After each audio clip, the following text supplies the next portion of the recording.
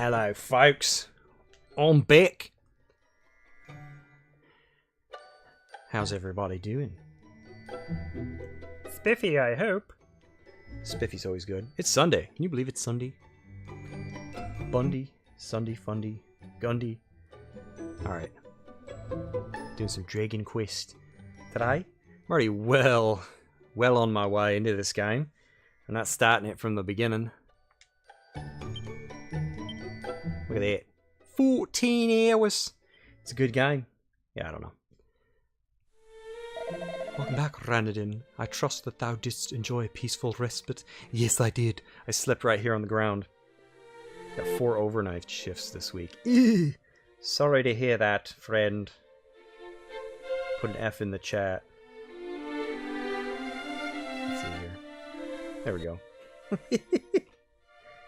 That's not fun.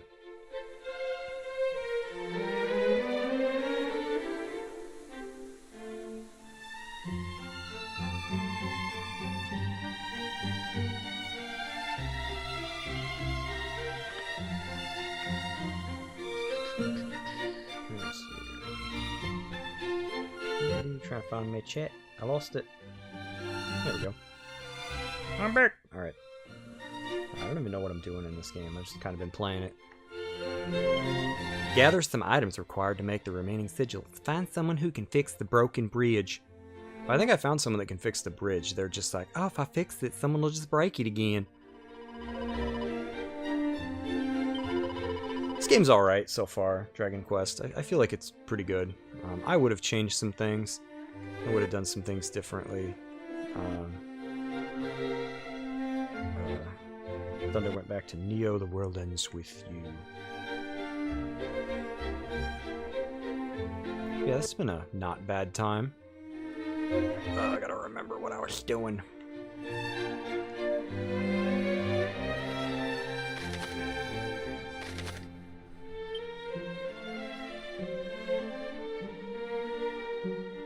So I need somebody that's a carpenter. Or an architect or something like that. I don't know. Here's the Puff Puff lady. Knowest thou the magic of the Puff Puff friend? Yes, tee-hee. Thou dost. I don't get one though. Where's me Puff Puff? Yeah, this game's been pretty good so far. I haven't played the original in years, but I imagine it has not aged terribly well. It's probably mostly grinding, if we're not kidding ourselves. Oh, that's right. I think I found the monsters that lay west to the ill-fated place while I went abroad to sell my wares, and my grandfather, Magog, who did tend the shop in my absence was. I think I found this dude's shop, and it's guarded by a big night guy that just murders me. Because, yeah, for anybody not familiar with Dragon Quest, at least this one, this was, you only got the main character, like, you had one person that you had to do everything with. It was like, oh my god, you don't get a party, so you get hosed in some of these fights, you know, where it's like you against several enemies, and they get multiple turns, and yeah, you just get steamrolled. Is that really where I'm just supposed to go? Right to that place? And dude, fighting the golem to get in here was a pain in the butt.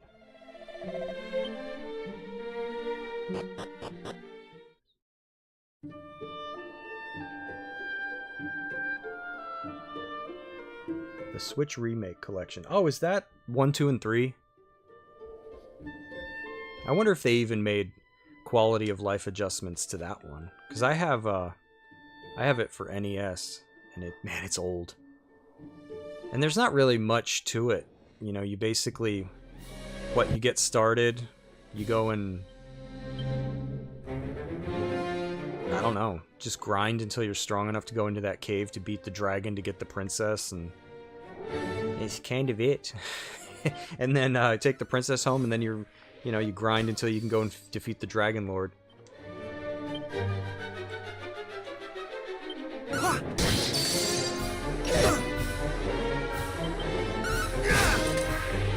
Quality of life stuff it does, okay. I'm not like a terrible terrible, terrible, terrible big fan of quality of life adjustments. Sometimes they make sense, but I feel like the problem is if you remake something and you go a little too heavy-handed on the quality of life adjustments, well, what's going to happen when you remake the game again and you've got to add more quality of life? And then it just gets to the point where, like, oh no, you don't actually play the game, it just kind of plays itself. You're just along for the ride. You know, it's like in Back to the Future when they're like, you gotta use your hands? It's like a baby's toy. Dude, stop healing.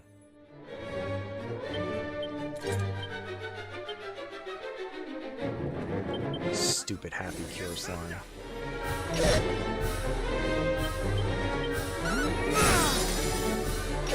Now that said, sometimes quality of life stuff can be good. Like, let's say you go from a game, I don't know, that was like password based, right? And they're like, guys, you can save now. No more passwords. Alright, that's good. I like that. You know, or if it was something like Star Ocean The Last Hope where there was not enough save points, and they're like, guys, you can just save whenever you want now. I'd be like, yay. Just because for the stupid Ethereal Queen dungeon, you know, that could probably take you 4 or 5 hours and you wouldn't get it.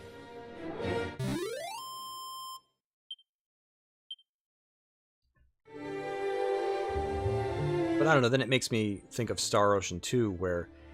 Oh, there's an item there. I didn't see the sparkles.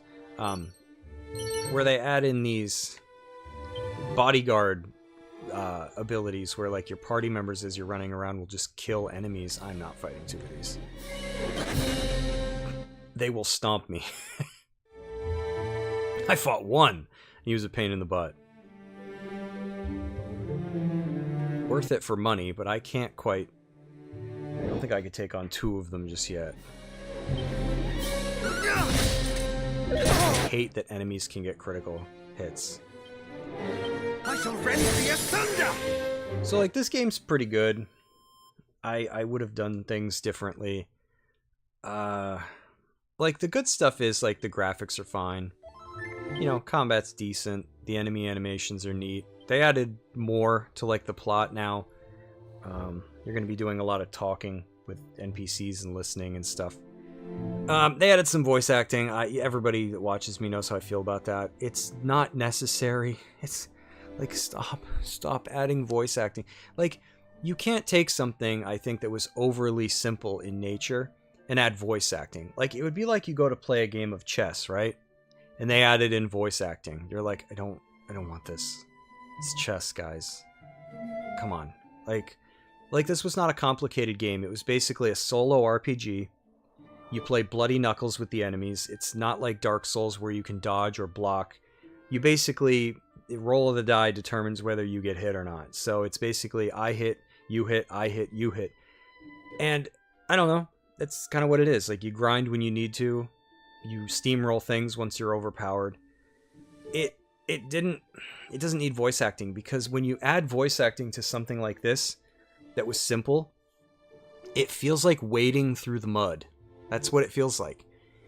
You know, I like having to read. I don't know how to explain that to people. Like, I like reading what people are saying. You know, like, imagine they took Pokemon Blue and they're like, we're going to remake it. Okay, fine. We're going to put full-on voice acting in. You're like, really? Pokemon Blue? Like, it doesn't really need voice acting. Now we're going to do it, though.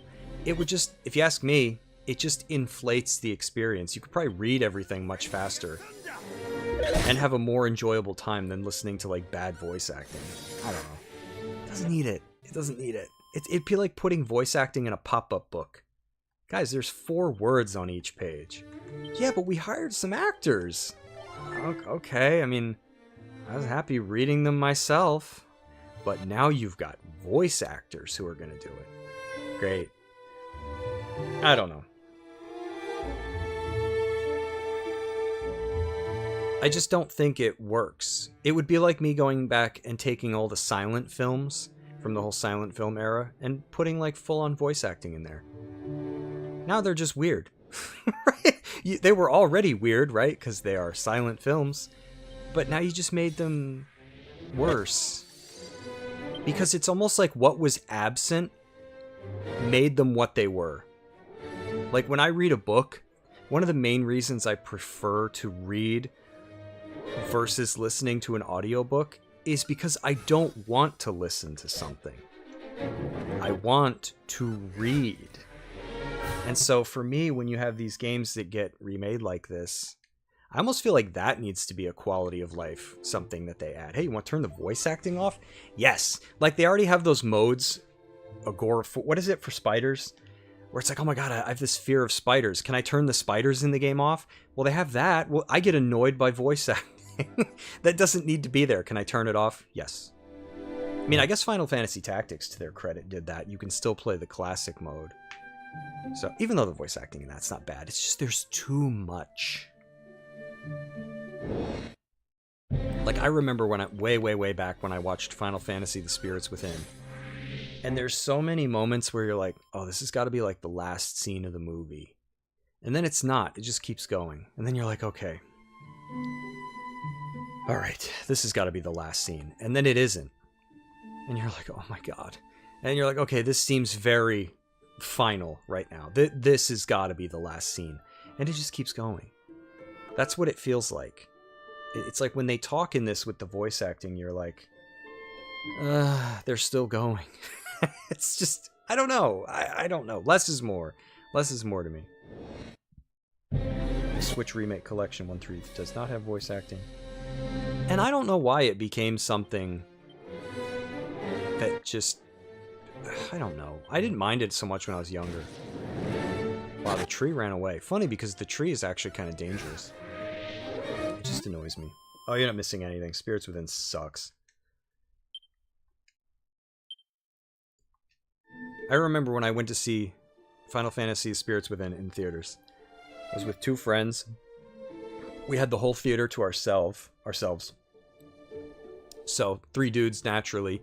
We spread out. We sat in completely different areas in the theater.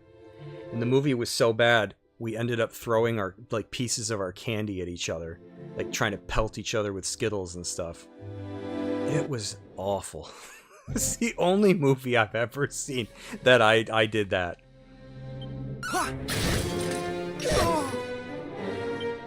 It's when you know you got a winner on your hands. But anyways, with this, the voice acting, I don't know. The game actually opens. I really didn't get any HP. That's a shite level up. The game opens, there's no voice acting. And I was kind of thrilled because, I don't know, I feel like that's a great tip of the hat to the original. I'm like, no voice acting, yes.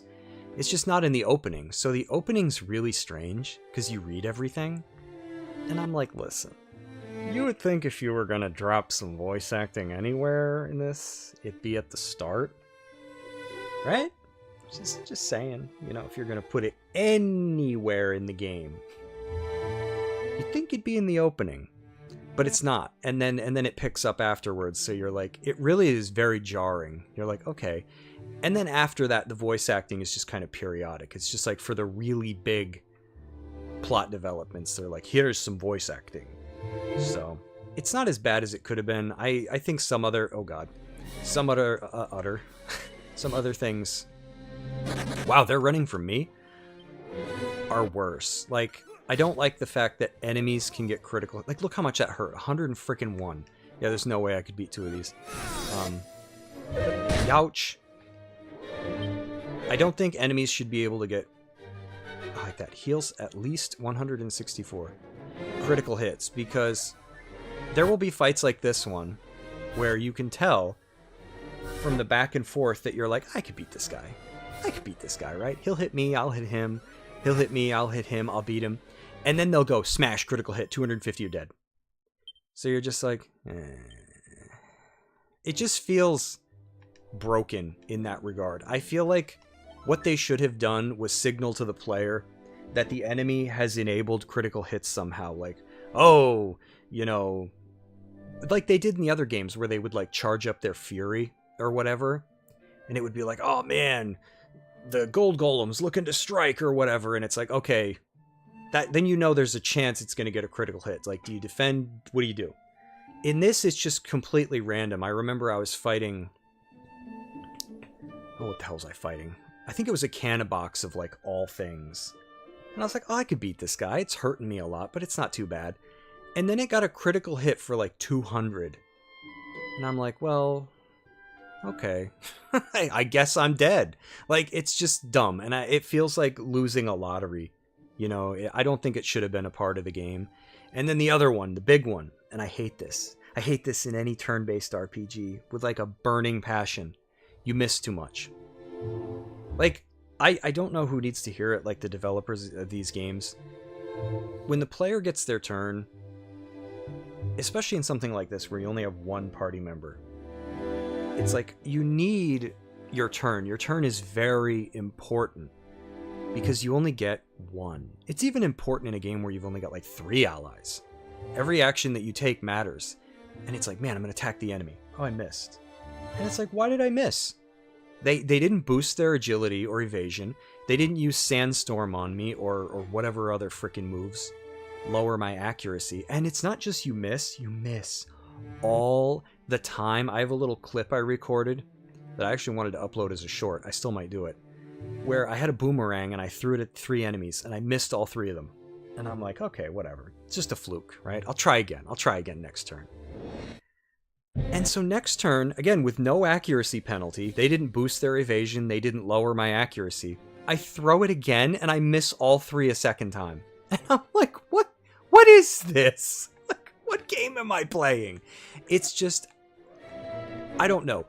I think, in my opinion, for a game like this, unless you're playing on, like, hard mode or whatever, the player should have 100% accuracy unless something has been introduced to the fight that lowers that accuracy. Kind of like Pokemon, right? Aren't there certain moves in Pokemon that you know will just always hit unless something lowers your accuracy or raises their evasion? Like, I think that that's just a very simple, nice thing.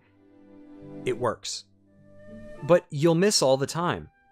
And I'm like, okay, I only get one turn. Like, I remember I fought these enemies that could go multiple times. So the battle starts, they pile on, like mayonnaise, all these status effects. Oh man, you're confused, you're poisoned, you can't use spells. And then my turn comes around and I'm like, wow, I'm a status effect sandwich.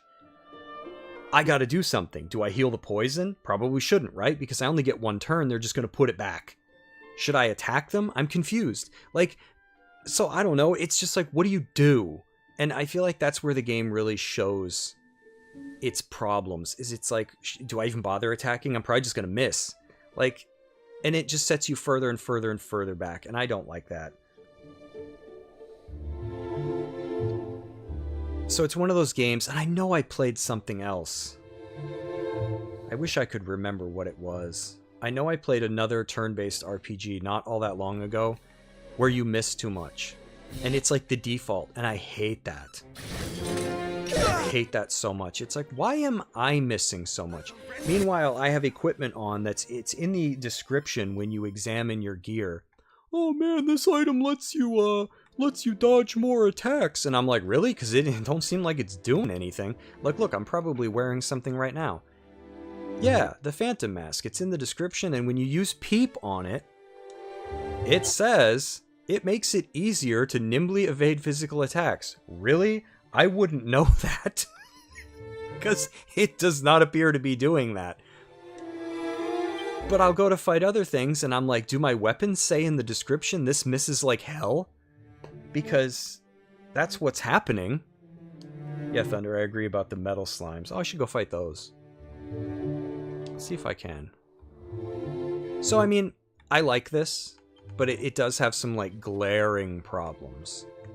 Like, you miss too much. Like, you know how you can tell you miss too much? When you start to notice it. It's one of those games.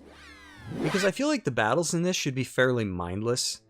Right? You're just fighting little enemies, little, small fry. You have only got one party member, so you want to get through them pretty quickly. So, that's how you can tell it's too much. When you're like, damn, is it just me? Or am I missing all the time? So that's how you know. That's the test. When you notice it, it's too much. And like, look at them. None of them missed. So I mean, there's just a little bit of balancing I think that they should have done. And I'm only playing it on, like, the what? Let's see what it is here. Dragon Quest mode, which I think is just, you know, middle-of-the-road developer intended. So, I don't know. It just seems strange to me. Oh, here we go. Now, the only way I can kill these thus far is if I get lucky and I get a critical hit, because they usually don't hang... Oh, wow. They usually don't hang around. Like, if any of them do, it's usually just one.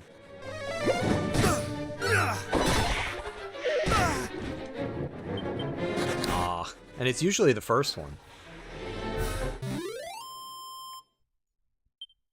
So those are my only gripes. That, and I feel like there isn't enough music. You have the overworld. This is a gripe of mine. You have castles. Like, every castle sounds like this. And I'll tell you, I'll show you why this gets, like, grating. Let's go to a town.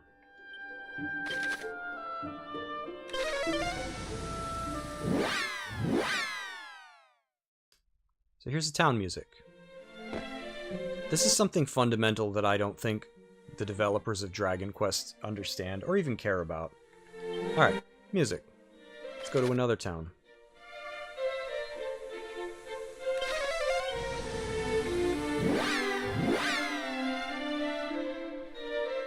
The music just... Every town has the same music. Every castle has the same music. Every cave has the same music. You ask me, that's a missed opportunity. Because, like, as somebody who grew up playing RPGs, I feel like music is very communicative, a word, like, it tells the player a lot about not just the game that they're playing, but the area that they're in, what's happening to them, what they should expect. Like, music tells you a lot. Is this infused with action? Are you doing a stealth sequence? Is something scary happening? Is it supposed to be funny? Like, oh, you're watching a funny scene play out. Like, and when it comes to town music, I feel like the music of a town is so much of its personality. Like, look at something like Mario RPG, right? The Mushroom Kingdom has the music that it has. Rose Town, the Sea Town, the one by the sea, like Nimbus Land. Like, you look at all these towns, and when you hear the music, which I think was also, what's her name? Yoko Shimomura, is that her name? The composer. She did Live Alive. I did not know she did Mario RPG. But anyways, the music tells you a lot. And when you hear the soundtrack and you see the town that you're in, you're like, oh, wow, they fit. Like, you know, if I went to a place like this in real life, this music wouldn't be playing. But, like, it's a video game. This is the town's personality. And this game just... I'm like, really, guys? You couldn't give each town its own music? It just repeats? I don't know. To me, I feel like there's a lot of missed opportunities here. And it's probably one of the things I hate the most about Dragon Quest is whenever... I know it sounds lame, but whenever I'm playing an RPG and I get to a new town, you're not just like, oh man, I wonder what the item shops are going to sell. Like, what new weapons can I get here? What new armor? I can't wait to pilfer all the barrels and, you know, everybody's cupboards and armoires and stuff to see if I find tiny metals and whatever. You're like, no, I want to hear the music because there's something new to experience, a new area, new characters to talk to, new shops, new this, same old music. And I just feel like, yeah, there's Thundercleese coming in with it again. Giveaway music in the original Star Ocean 2, Noel's hometown there, right? With that big old university that I don't think you could ever really do much at, but it was cool.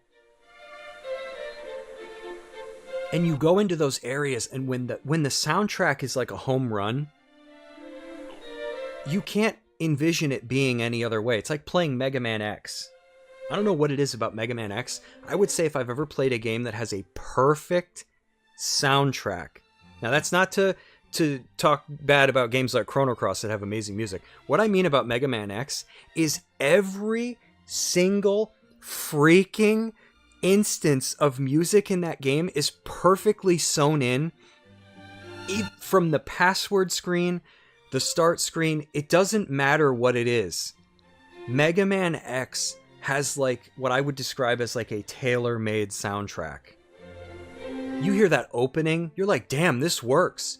I don't know what I was expecting, but this is it. That first level, you see the highway, you see the city in the background, you're like, damn, this music fits.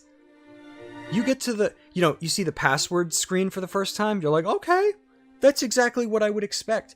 The stage select screen, the music that plays when the bosses are introduced, every single level that you play, whether it's Chill Penguin or it's Spark Mandrill, this soundtrack fits. That first Sigma level, where it's that first level has this sense of like, okay, we're going after Sigma. Like, how's this going to work out? There's dark undertones to that. And then when you see what happens to Zero, you're not surprised. Like, that game is the one that I would think of and be like, there's not a single track in Mega Man X that you hear it and you go, ugh. So to give you a comparison, Persona 4, great soundtrack, but there's this piano theme that plays, and all it does is it goes diddlin, diddlin, diddlin, diddlin, diddlin, and every time you hear it, you're like, like, there's so much good music in that game, but every time that track plays, you're like, who invited that kid? Like, that's my reaction. I'm just like, okay, guys, listen here. This game has a really good soundtrack. But I don't like this track at all because it's like 3 seconds long and it just loops over and over and over again. And it's like, was this when the deadline hit and they were like, guys, we're shipping the game. Wrap it up. Wrap up the soundtrack. We're done. Like, I don't know what happened. But Mega Man X isn't like that. I can't gush about that. But anyways, it's...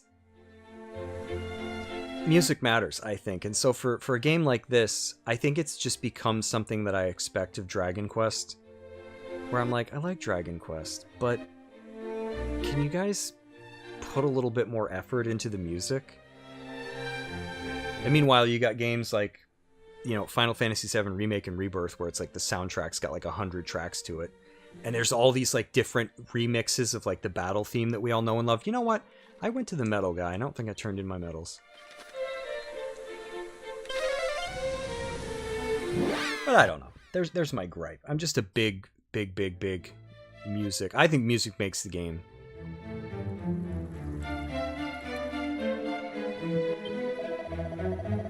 Like, there are games to this day that are not very good, like Sonic Adventure 2 Battle, that I still play because I like the music. Whether it's White Jungle or it's Metal Harbor or what, Final Chase, like every now and then I'll fire that up and I'll just play some of the levels that I remember. City Escape, whatever the first one is when you play as Sonic, because I like the music.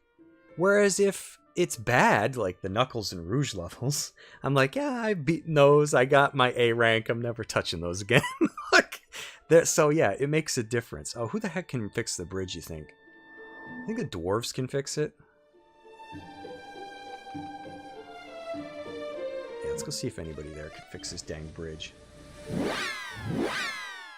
But anyways, big swing and a miss there. Every kid. Oh yeah, I guess so.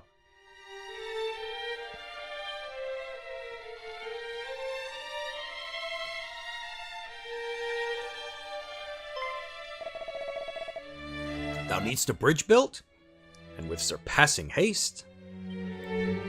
Trust in us, friend, though the us in question may require some convincing. I fear my companions will not go readily to the aid of humans.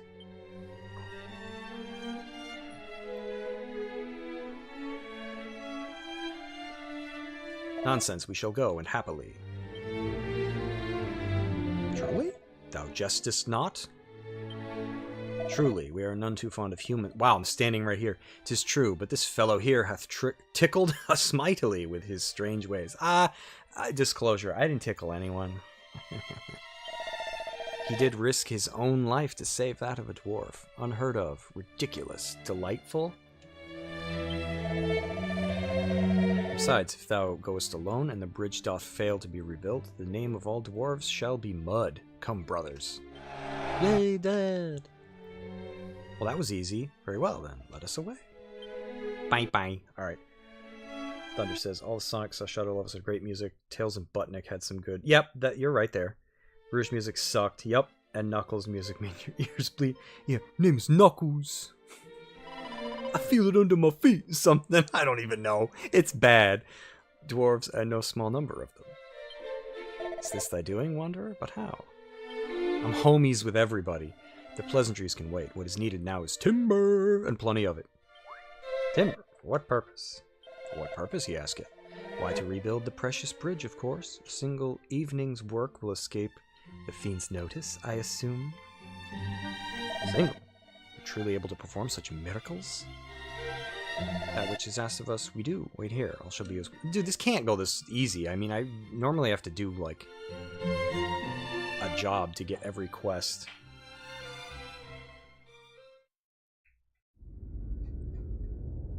Oh, nah. Oh, first time seeing this guy. This is all he does. Just stands in this room.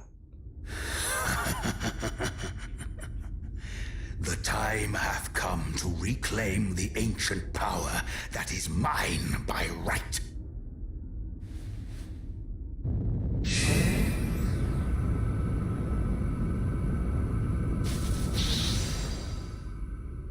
What?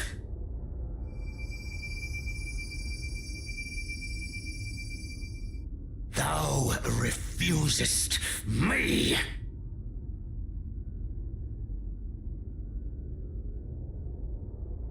Then I shall just have to try all the harder.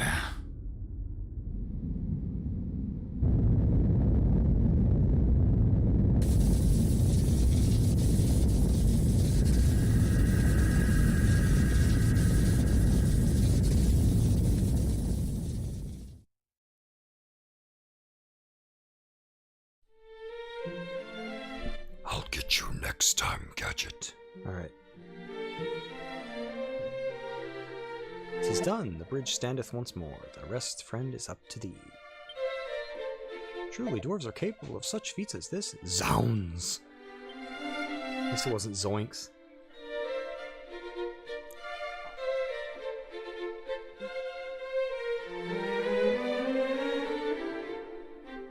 Wow, I didn't really have to do anything to get that. Debt was repaid, that is all.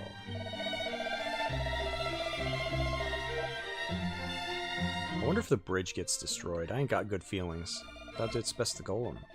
If there heretofore none had bested, did enlist the aid of dwarves? Though such beings despise us, truly thou art.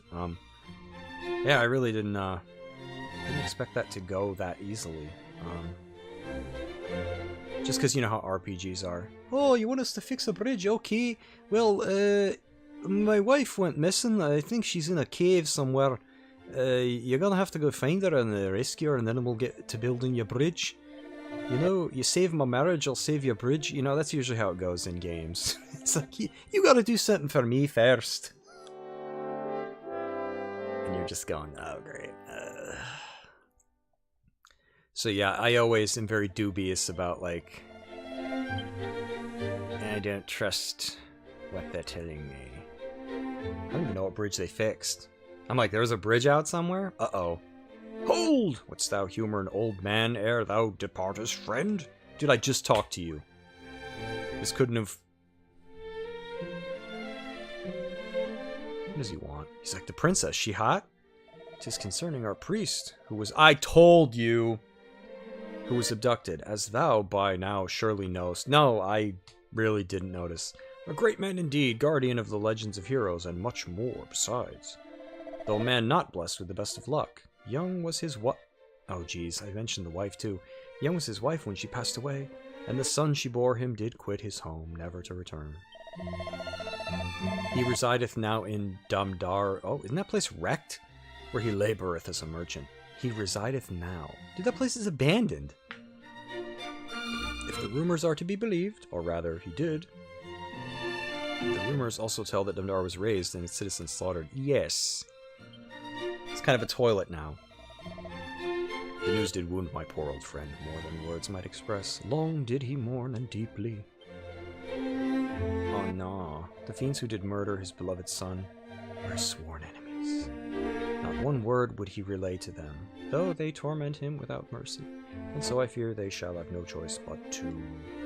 I beg of thee, ere they lose patience and do away with him, go to his aid! May the best president win, I'm in thy debt. That's right, old man, you owe me.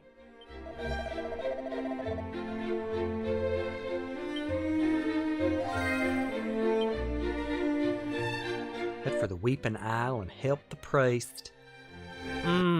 Okay. Let's do that thing. Alright, that there the Weeping Isle up there? Yeah, I don't really know where that is, so. Where is this bridge they built?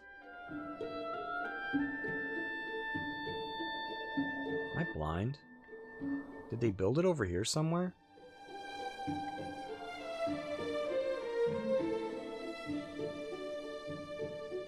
Oh, I see it now. There we go. Man, be better off to start from that toilet.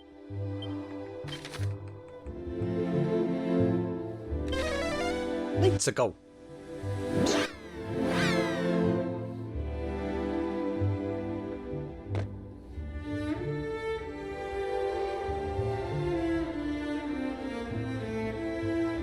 a big desert. Or a big beach.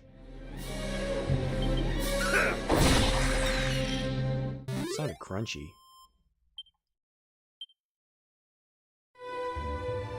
Let's keep a going. Sign.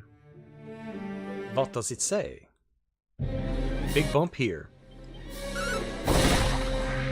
Dude, I remember when these things used to waste me. It's funny what some level ups do.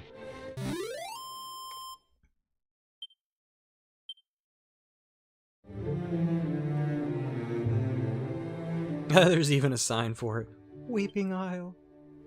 Don't go this way, it's a crap hole.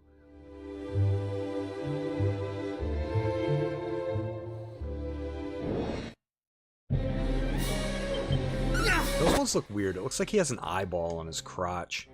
Maybe that's what it is. Dude, why do you have an eyeball where your junk should be? That is me eyeball. Great. Well, I made it over the bridge. Neat! Now there's probably going to be like new enemies that kick the crap out of me.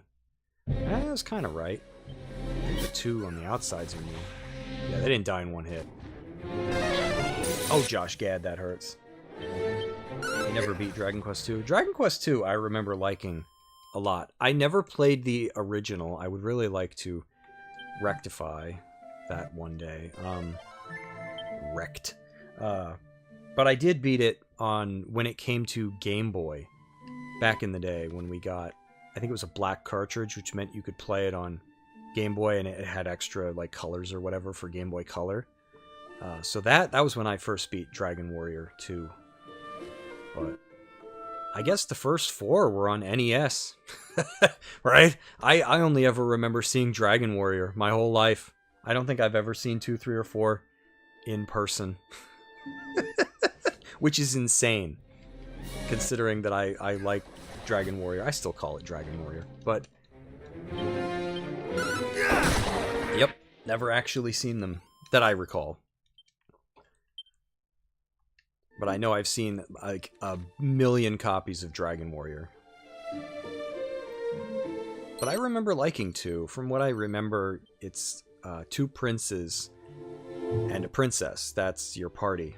And it's just more interesting because you have a party. You know, the game was pretty primitive, we're talking, but like back in the day, you know, you would say they had personalities, right?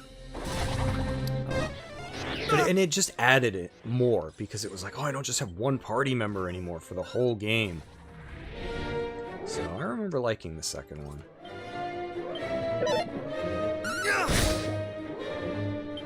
Figured he wasn't gonna hang around.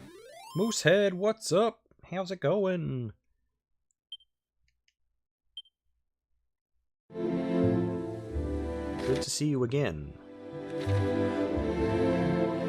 Does Moosehead Studios mean like that literal? Is that like your actual studio? Do you make like music or films or is that just like a funny name?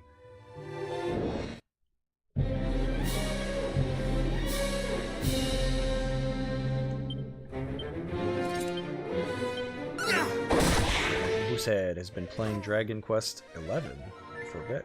Heard such good things about these remakes. 11. 11 is the Echoes of Elusive Age, right? Not 10 is the online one? Do I have that right? Dragon Quest X was the online.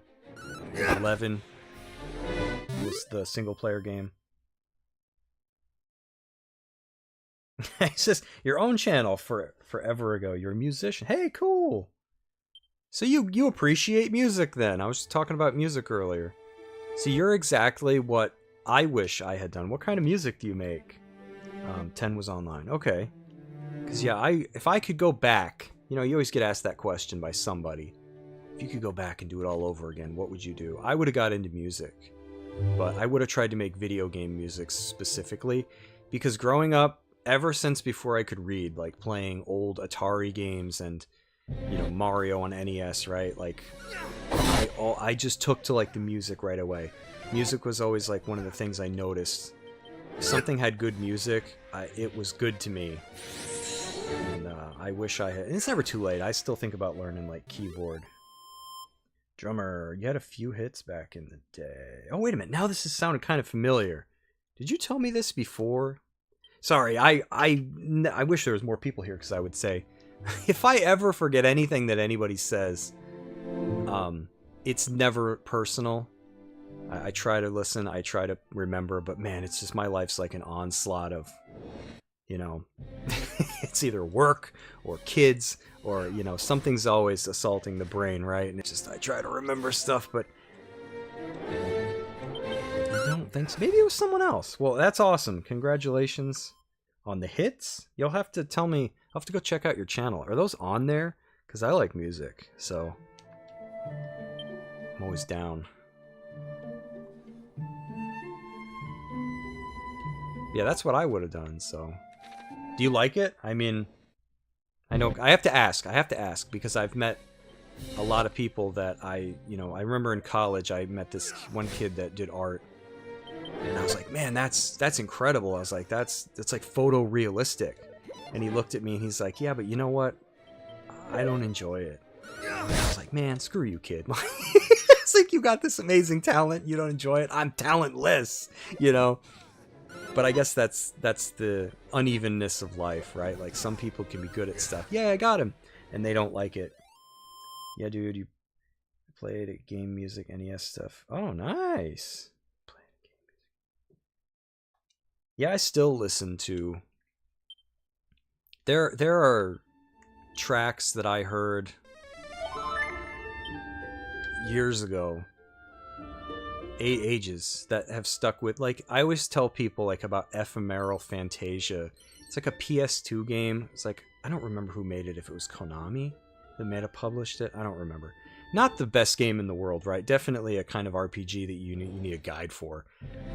But that town music was banging. Like, even if I didn't like the game, I'd be like, dude, the soundtrack in that was killer. Like, it just...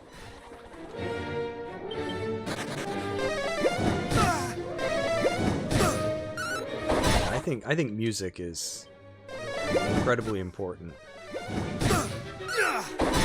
When it's movies and when it's games, like wherever music matters, like it makes a big difference.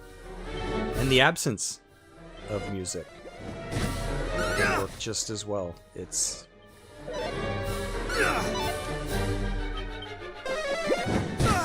There we go. I think that's like the first time I've got 2 of these.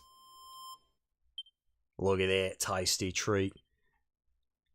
Because yeah, I'm not using guides or anything, so I don't know. I imagine there is a a weapon I can use to take those guys out easier. I don't have it yet. Maybe the Metal King gives it to me. Metal King. The Medal King, not the metal.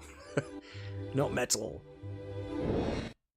Oh my god, this could get out of hand. Yeah, sometimes I still one of these days I'm gonna buy a keyboard or something, and I'm gonna try to teach myself. Oh, I didn't see that metal slime over there. Yeah, this golem's gonna be a pain in the butt. Yeah, that's what I mean about I might not get away. Thank the Lord. Yeah, it's sometimes you end up getting your teeth kicked in because there's too many enemies. Probably could have handled that better, but I got greedy and I was like, battle slimes! Must get them. Oh, here we go. Hall pass bullies to kick my teeth in. Come on, just get a critical hit, dude. Like, we know you want to.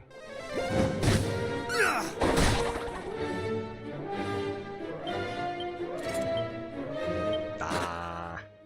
If I could rewind time, I'd just keep trying. Dude, this reminds me of that area in Zelda 2. We got a zigzag and there's like the random pits. It's like where the missing kid is. Uh-oh. This guy wandered too far away from the herd. But yeah, this game's pretty good. I wish it had more music in it, and I wish enemies didn't get so many critical hits. Like, there are some gripes I have.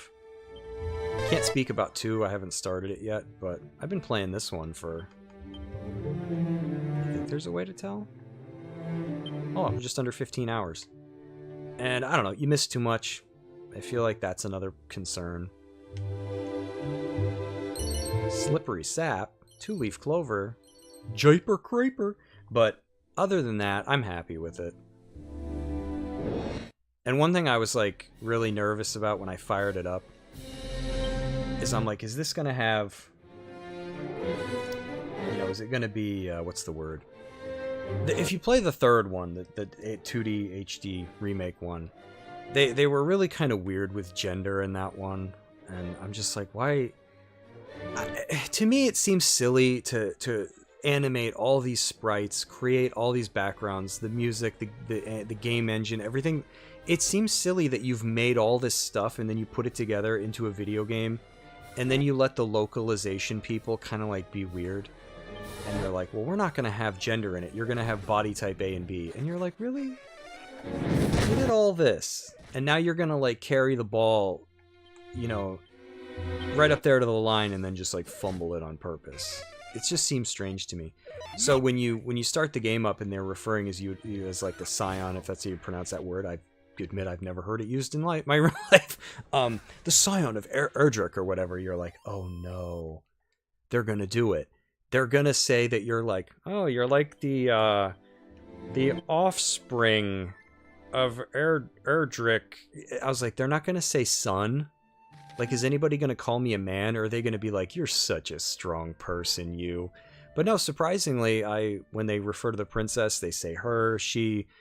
You know, and I was like, wow, things are actually kind of like coming back around, and I don't want to fight this many enemies. I got lucky that golem ran away last time. But yeah, so there's like some kind of normalcy coming back. But then I did see that Square Enix kind of got hit with a ton of layoffs. It's like, yeah, you guys can only like mess around for so long until it starts to have consequences. Like, Square's just like, they tried for years there. They were like, we're gonna make the EFT work. NFT, sorry, EFT. That's already a thing that works. The NFT. And everybody was like, guys, we don't want NFTs. Like, stop. And they're just like, nah, we're gonna be the ones. I don't think I can. Oh, I can. That's the magic key box. Spiked armoire. And now they're saying that they want all their like Q&A, which I kind of understand. I feel like people overreact to that one when Square Enix said recently that they want a great deal of their like quality assurance, like testing and stuff, to be AI. It makes sense to me. If you can have an AI bug test, just think of how many procedures this AI can rocket through at speeds that are just impossible. I'm gonna have to remember this is here. and then you have humans touch up on it. You don't want 100% of it to be AI, but I get where they're coming from. It's kind of like a spell check for video games. That's kind of how I look at it. You feed this thing into a computer and you say, hey man, do everything that you can to break this game. Push it, you know, push the physics, whatever, push the, you know, try to break the crap out of this. And an AI can do that. It'll be like, all right, I'll do this for the, you know, 72 hours straight. And then I'll print out a, you know, a list of all the crap that I broke. Whereas people, you're paying them. Oh man, I missed one. They're slower. Oh, that's right there. Never mind. I'm gonna have to like write down that this is here. I will not remember. So I get it. But anyways, Square Enix, they've kind of had this coming, I feel like, for a number of years. And I think Disney will get there. I think all these companies that have just been doing everything that they can to upset their loyal customers that they've had for decades. I feel like Disney's going to have its moment where they're going to be like, guys, we're going to start making good things again. We're going to drop all this crap. Remember all those live action movies we made and not a single one of them were good? We're not going to do that anymore. Like, it really says something about your company when you had a whole generation that grew up and was like, man, Disney, I'm going to love this. And then it flipped. Oh, I got one. To where you were like, Disney? Ugh. Like, I'm going to hate this. Like, you don't want that. And that's kind of where, like, Square went. I remember Squaresoft. Dude, they couldn't miss. Like, Chrono Trigger, they had Final Fantasy, you know, well, they had Final Fantasy. You know, they had just nothing but, like, banger after banger. And then I remember Enix, right? Because they were the ones that did Dragon Warrior, right? If I'm not mistaken, or Dragon Quest or whatever. And then it's like, and now they're gonna merge? I was like, oh my god, this is like the fusion earrings. I didn't know what Dragon Ball Z was back then, but... or at least I didn't watch it. But I was like, they're gonna merge! They're gonna be unstoppable! And then you're like, oh my god, how did they get worse? Yeah, it's called wokeism. Exactly! And I could never get on board. You know what I mean? I could never get on board. It's just like, oh, so I'm body type A now. Okay.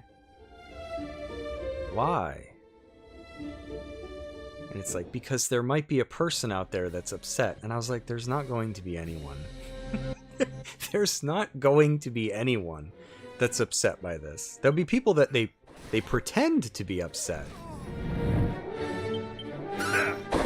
But there's not anyone's actually going to be bothered by it, so... I was very shocked when I fired this up and found out that your character is a guy. I was like, are they going to do it? And it's sad that you even have to worry about that. You're like, are they? This is Square we're talking about. They shoot themselves in the foot all the time. So I was pleasantly surprised by that.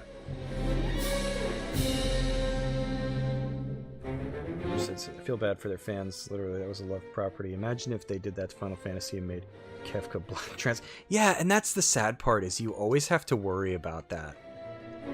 You know, whenever they're like, guys, we're gonna remake this thing that everybody loved.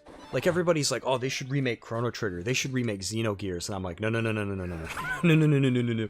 Because they will find something in there that you will go, oh no. Like, you'll see it, and you'll be like, they ruined it.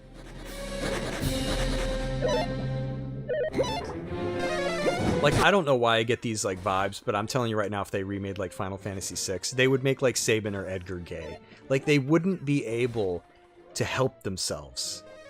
It's like, the game doesn't need that. It's fine the way that it is. Not today. But it's like they can't help themselves, you know? They're like, no, we have to explicitly tell the player. Okay. What does that have to do with the story? Well, nothing. But we need that moment. Oh, okay, fine. Great.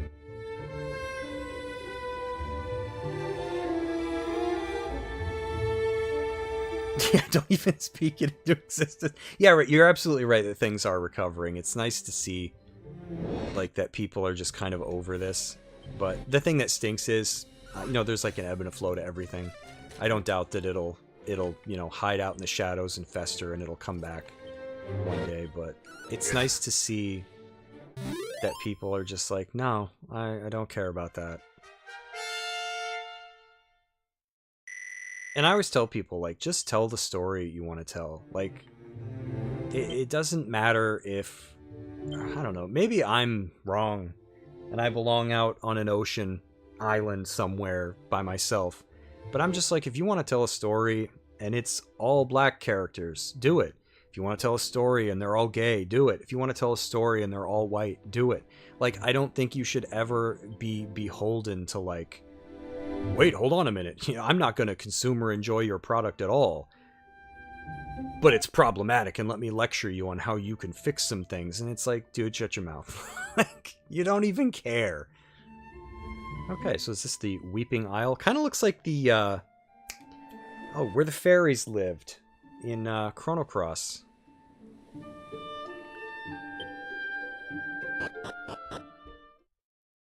Oh, now it doesn't.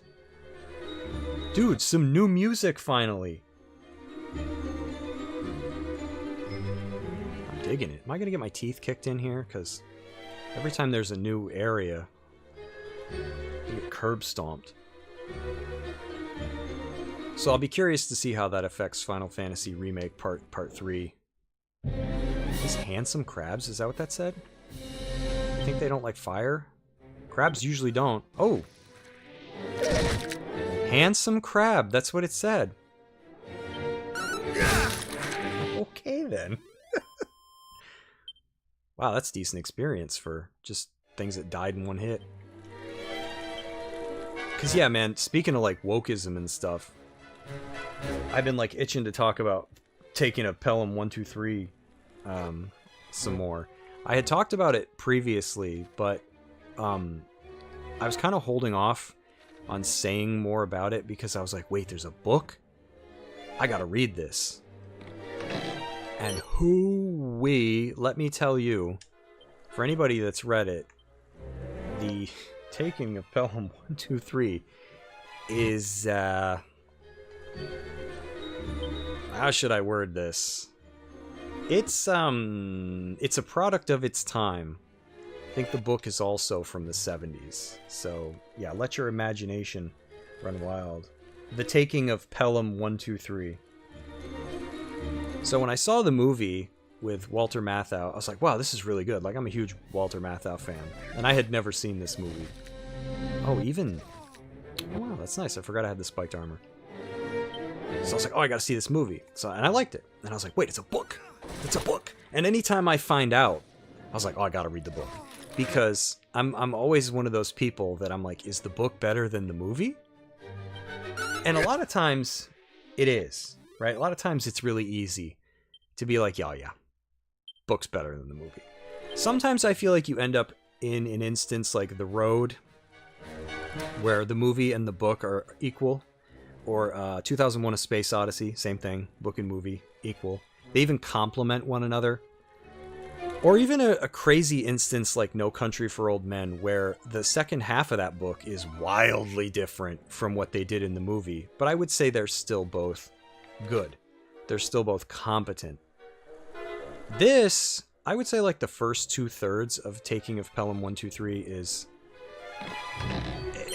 I actually kind of like it more than the movie, because the book gives you a lot of insight into who these hostages are. Like, it gives you their internal thoughts and like monologues and stuff that the movie just couldn't really deliver. And plus, the fascinating thing about the book is I watched the movie first, so as I was reading the book, I was like, oh, I recognize these characters. I know who these characters are in the movie, but they have names now. Kubrick's genius. Reason I got 4K media. Yeah, Kubrick. That's is it Stanley? Is that his name? What the heck's his name? Can't believe I'm blanking on that one. But yeah, I would agree. Kubrick is good stuff. So anyways, my train of thought is like, not to make a train joke, is derailed. It's hijacked easily. So it's one of those books where, like, if you enjoy that sort of thing, because I've read, like, what some people think about it, and they're like, the book is boring. You know, they just want the heist. It's got to be the heist, the heist, the heist, the heist. And I was like, no. It's interesting to get these interior monologues from, like, these people that are being held hostage. Because, like, you get a lot of their, like, backstories and where they come from and what they believe in. And, like, also what, like, their demons are, and I don't know. And a lot of them have names, whereas in the movie, they're just kind of broken down as, like, the homosexual. I mean, I don't even know who that was on the train. I was like, there was a gay person on the train. I mean, I guess after seeing that in the credits, I'm like, oh, I can probably guess who that was, but I don't know. Didn't pick up on it in the movie. Or it's like the hippie, and you're like, all right, well, it's the 70s. I was like, which one was the hippie? So anyways, them having names, that hurt a lot. Oh, so did that. Really helps. It adds a lot. Let me see if I can get out of here before I die. Dude, I'm getting lucky with running away. So the book is great in that regard, and it also gives you more... Stanley Kubrick. Why was I... Did I have that right?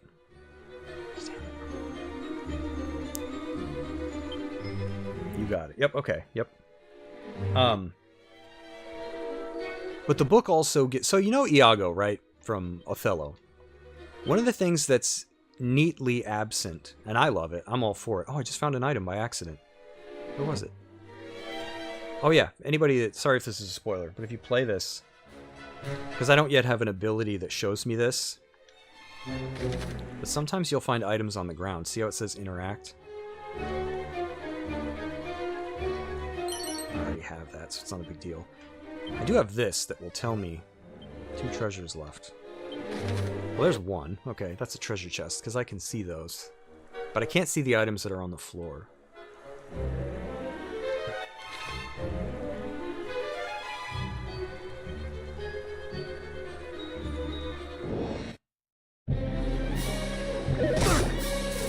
Great, paralyzed. Can I run? Nope. So I guess I'm dead then, right? Because paralysis means I can't move. At least my spiked armor hurts them. See, that's kind of where this game, the cracks show. Like, it's one versus everyone. So even though I have items equipped that discourage status effects, if they don't work, yeah, dude, if I can't flee from this, I'm dead. A lot of it is like luck of the draw.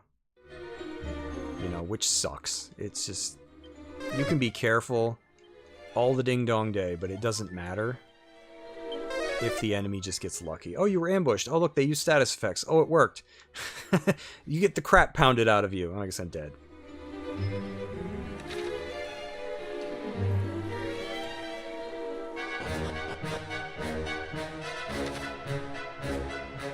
So, anyways, what I think I was trying to say about the book is it's one of those... It's almost like a roadmap, or like a companion read for the movie. I would actually kind of recommend watching the movie first and then reading the book.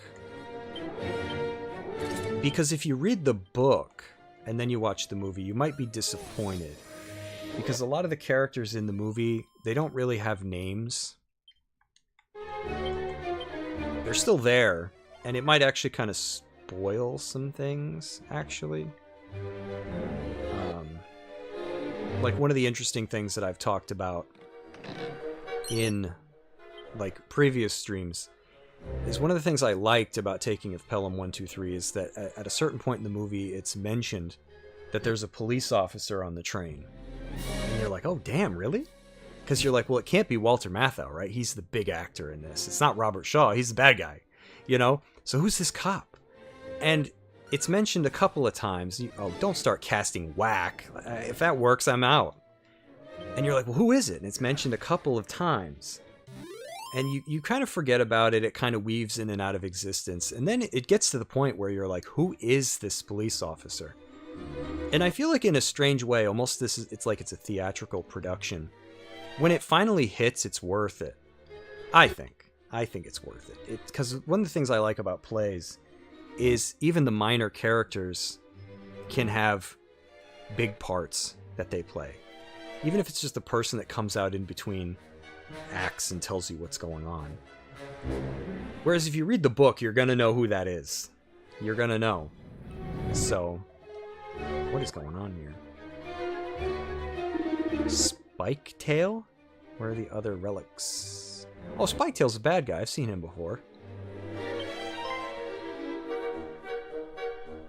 Oh, there's that priest dude. I will not. Though you kill me, my lips shall remain sealed. Intransigent worm. Stubborn fool. Uh-oh. Hope the priest is flame retardant, because... Uh-oh. I think, it did wear off, Thunder. Yeah, I was just, like, getting my face kicked in, so... By the time it wore off, I was like, I gotta run!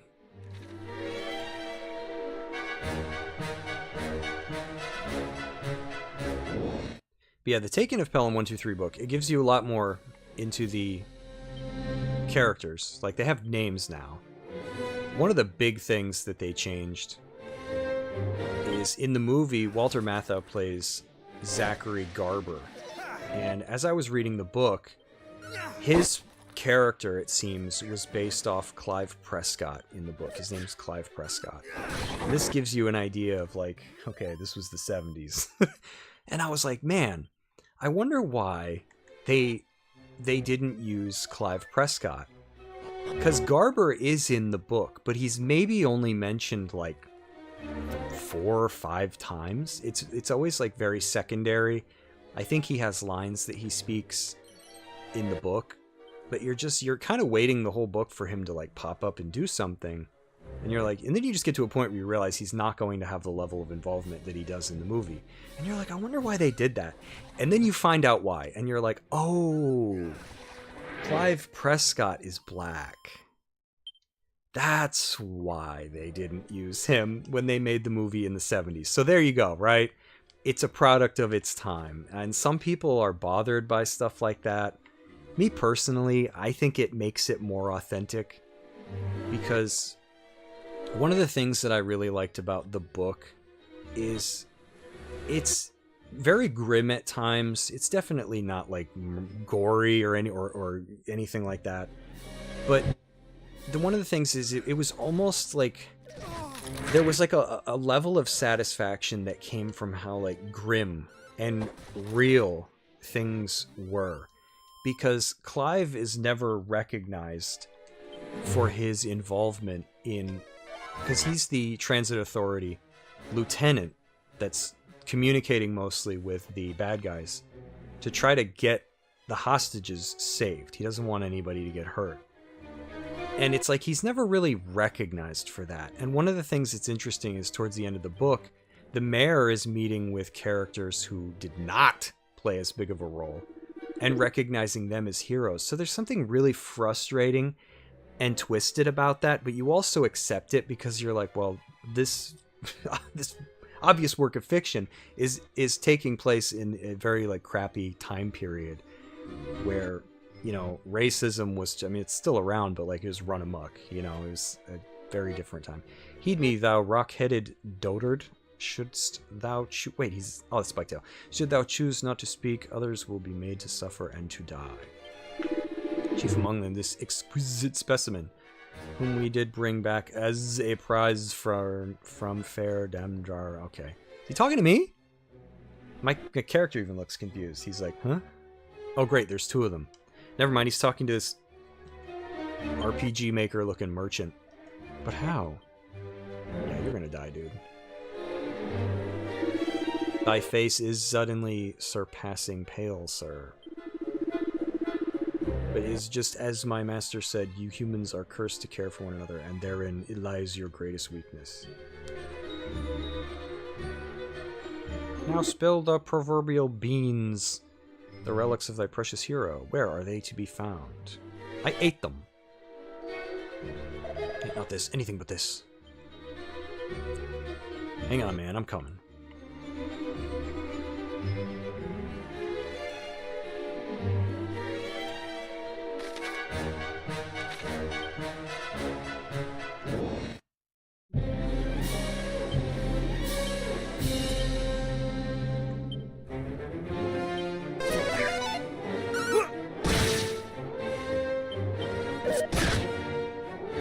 spiked armor. It slaps the crap out of them as they hit me.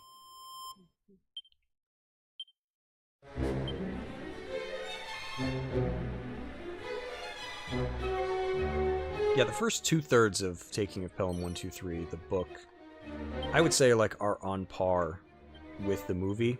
It's just the movie, only you get a little bit extra that really only a book can provide. Where things start to kind of deviate, and I would say, I think the book edges the movie out by just a little bit, is they make a decision in the book, the bad guys, that's not made in the movie at all, but it served like two-purpose. It's like twofold. Whether they had foresight for this or not, it worked out this way. So at some point in their hijacked train car, they pull away from the detached cars and they stop. And that's so Ryder, the boss, the brain of the operation, can hop out, and he pulls the pins on 2 grenades and he tapes them to the track so that if anything disturbs them, you know, like a heavy train car, they're going to get dislodged and they're going to go boom. And one thing that's not in the movie at all is the police have decided to take their own train car, kill the lights and, you know, as many things inside of it that would give them away as possible, and sneak along behind the hijackers as quietly as a subway car can sneak. And just pray to God that they don't see them, because they'll off a hostage if they see that. So at some point in the book, they work out, they're like, okay, there's this thing called like a dead man's feature or whatever that requires the motorman, his hands got to be like pressing down on it in order for the train to move. And they're like, oh, well, they must have figured out a way to defeat that. You know, I don't think that they're on the train at all, because this is after they do the explosives and then the train it takes off. So they figure it out for a moment. They're like, that must be why they stopped. They were fiddling around trying to get the train to move without one of them having to stay on board while the rest escaped. So it's like, oh, eureka. They got it. They figured it out. But then, just after that, the car that's in pursuit detonates the grenades. And now their focus is on, oh, that's actually why they stopped. They stopped to plant the explosives. So it's like, ooh, they almost had it. So the cops that are street level are now going to where this runaway train that only has the hostages on it is headed. So that's one of the better parts of the book, because in the movie, understandably, back in the 70s, they couldn't blow up a explosive device inside the New York transit system, in use, abandoned, or otherwise, right? That would not be a good idea. So they just abandoned that entirely, whether it was for that reason or not. They don't do it. So it kind of gets figured out awkwardly in the movie. They're basically just like, oh, there's nobody on board the train. Ah, no, the thing has like a dead man's feature that requires a person's hand to be on it. Oh, okay. Oh, wait, they figured it out. You're right. It's basically just kind of like, ew. Very awkward how it's figured out in the movie. But you know why after you read the book. You're like, oh, because there was a reason. And they couldn't really do that. And then, like, the latter part of the book is much different from the movie, in that some of the deaths are actually pretty gruesome in like how they're described, whereas in the movie they're just kind of like one and done. A lot of the guys, they still perish in the same way, the deaths, but it's described a lot more and you're like, yikes. Like, there's a character who ends up living briefly after he's shot, but he's paralyzed. And I think the author describes that, like, you could still see, like, the life in his eyes, but he couldn't move. And you're just like, oh my god. You know, that's not present in the movie. Another dude gets shot in the neck. And you're just like, oh. Ew, well, that'll do it. So, yeah, they obviously toned that down. I think another guy gets his, like, teeth shattered when he gets shot. And you're just like, okay, this got toned way down in the movie. Understandably, right? You didn't want to have it be too gory, but But for, I would say the first 2/3, it's a pretty good like companion read. You know, it's like, oh, this just gets the movie, but with a little bit more.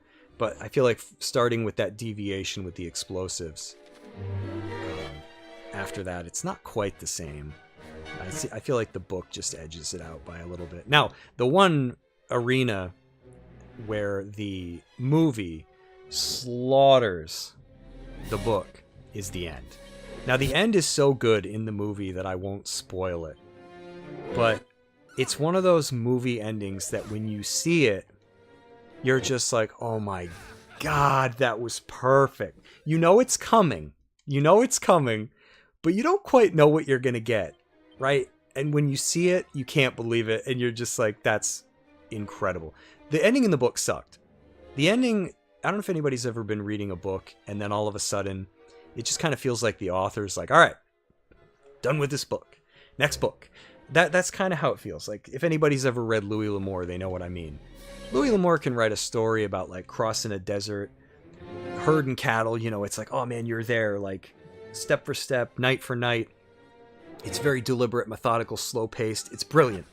And then it's like you hit this chapter break, and there's all this stuff that needs to be resolved, right? The bad guy, you don't know where he is. Bad guy stole the good guy's cattle.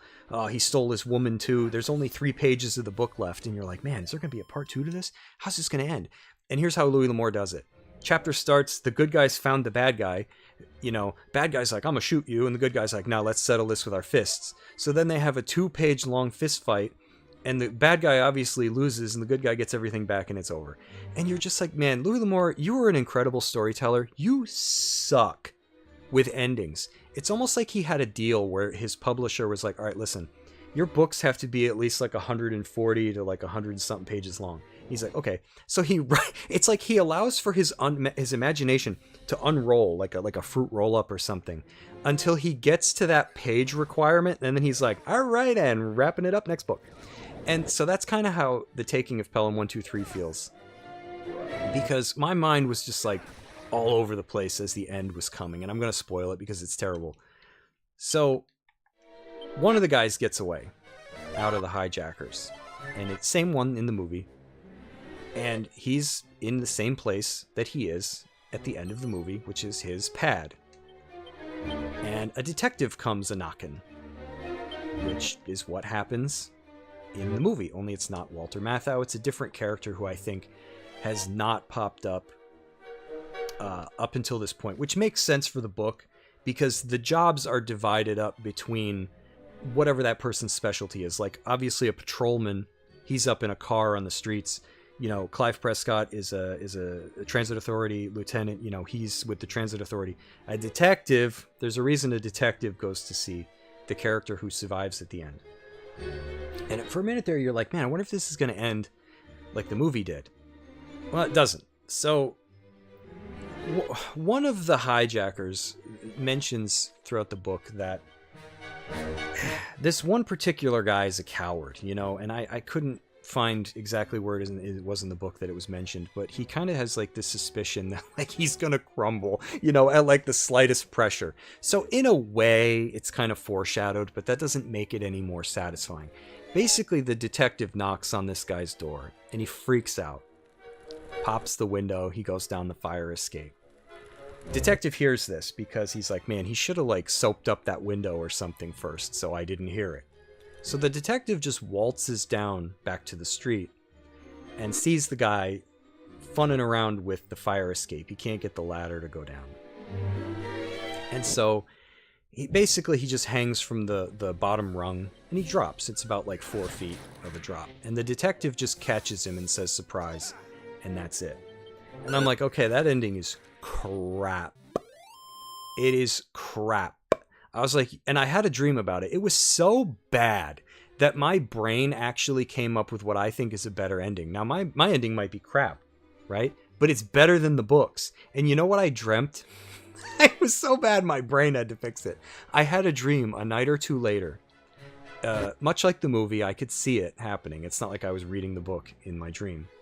Where the detective, similar to the movie, comes into his apartment, asks his questions or whatever, pokes around a little bit, And then he goes to leave. Now, one important thing to understand is, both in the movie and in the book, these hijackers had created special like vests that they could wear underneath their jackets that had all these pockets for all the money. Because that's something I left out. The hijackers wanted $1 million. So these stacks of bills went into like this special jackets that they had made that had pockets for all these stacks. And in the book, this dude is still wearing the money when the detective shows up. So in my dream, the detective comes in, pokes around, and is like, okay, well, you know, I'll see you. You know, if I have any more questions, I'll be in touch. Goes to leave, and the door doesn't shut. Door doesn't shut. So the detective looks down, and a stack of bills had fallen out when the hijacker had answered the door and was there the whole time he was meeting with this detective, and unbeknownst to him. And he only got caught right at the end because he went to shut the door. He's like, I'll see myself out. And I was like, that might not be that great, but it's better than the book. And so you know an ending is bad when your brain is like, hold on a minute, I'll fix this. let me fix this for you. Oh, I need MP, but I'm too far away from a level up. Let me just use some magic water here.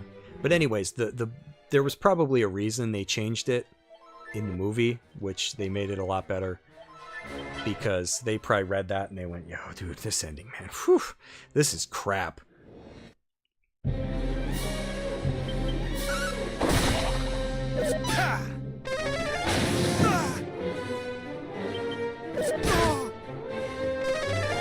But yeah, the book is, and this stuff doesn't bother me. You know, a lot of people you read reviews about taking a Pelham 123, they can't help it themselves but be like, oh, it's so racist and sexist and blah, blah, you know, that hurt my enjoyment. It's like, dude, come on, man, just read it.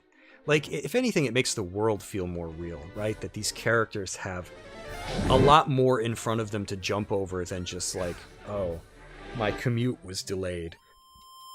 It makes it feel more real that they live in this harsh world, that there's no safety net for them.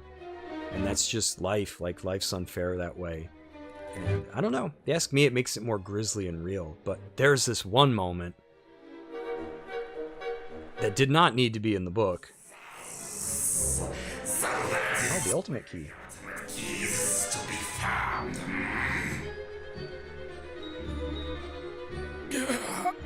Merchant gotta go to the bathroom? Mine own end of the bargain is fulfilled. Now free my son, curse thee! That's his son? Thou speakest of bargains. I remember no such thing. Our orders are to kill all humans, groveling worms included.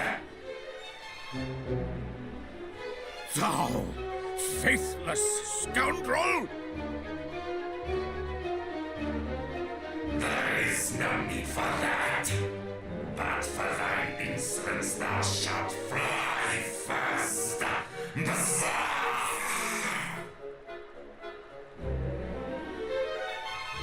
Please, no! Didn't he already breathe fire on him? Apparently his flame retardant layer burnt away the first time. Is he gonna go Super Saiyan now? Oh. I'm a little late, but I'm here. Who sees this? Come fly, come fry, come one and all. We must see that this worm burns.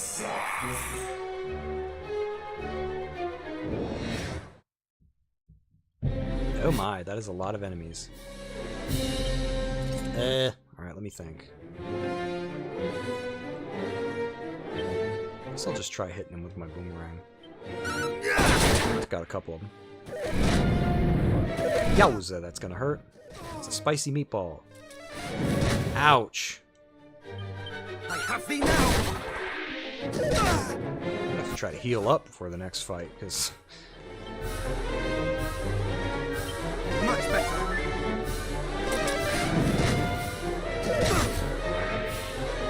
know. You fight the boss after this.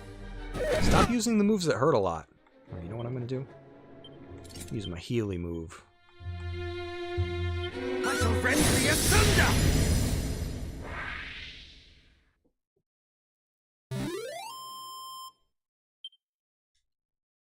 Aw, yeah.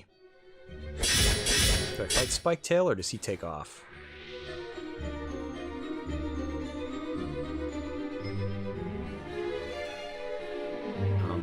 Hello? Oh, there we go. A resounding defeat. But I have an ultimate key to find.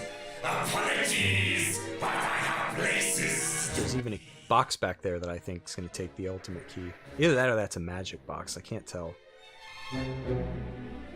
Alright, so I don't have to fight him here. I saved the deplaced. Well, I got here before he died. So he's wearing a hard hat. Father, no! Forgive me, Father. 'Tis my fault. 'Tis all my fault. There is naught to forgive. That thou yet livest is all that I could have wished for and more. Thou hast my thanks for coming to our aid, friend. Thou art surely the hero we have awaited.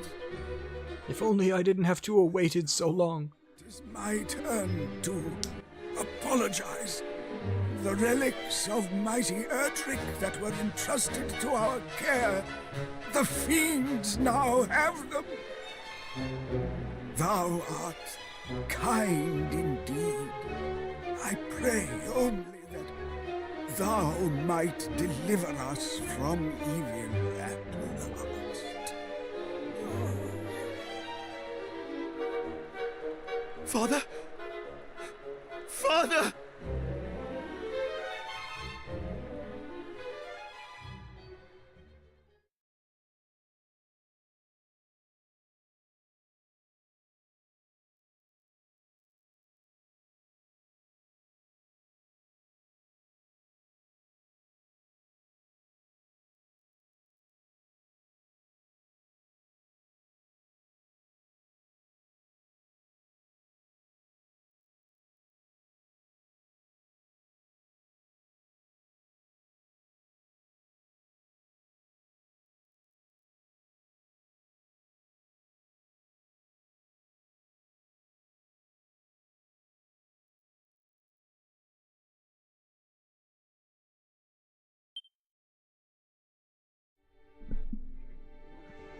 Oh, he did.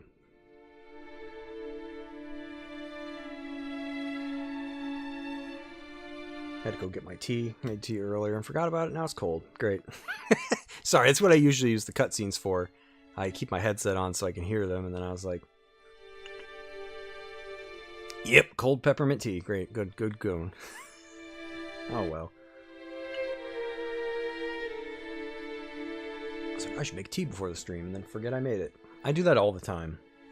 All the time. I also let my tea steep for like 2 hours before I remember it's there. And then I'm like, ooh, I can feel the hair growing on my tongue. Thou didst thy best to save him, friend. None shall be in doubt of that. I would see him buried in the family plot, and I would have thee attend, friend. I don't really know him that well. Other than he's flame resistant. For at least one round of flame.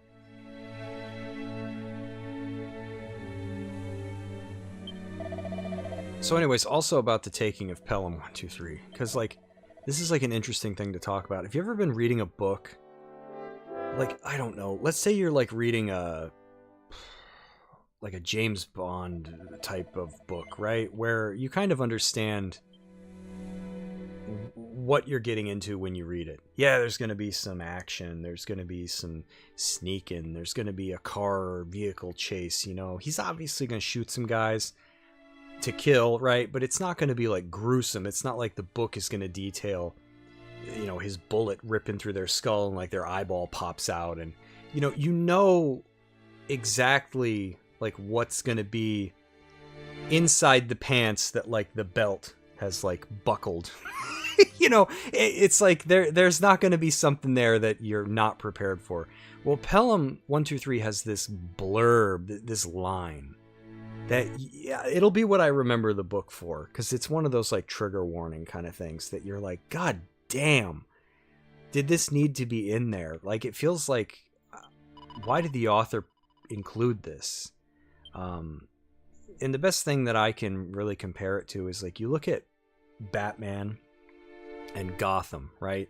We know Gotham's a horrible place. There's probably drugs and human trafficking and all kinds of horrible stuff, right? But when you see the movies and you read the comic books and stuff, like, there's a limit to, like, how far they go.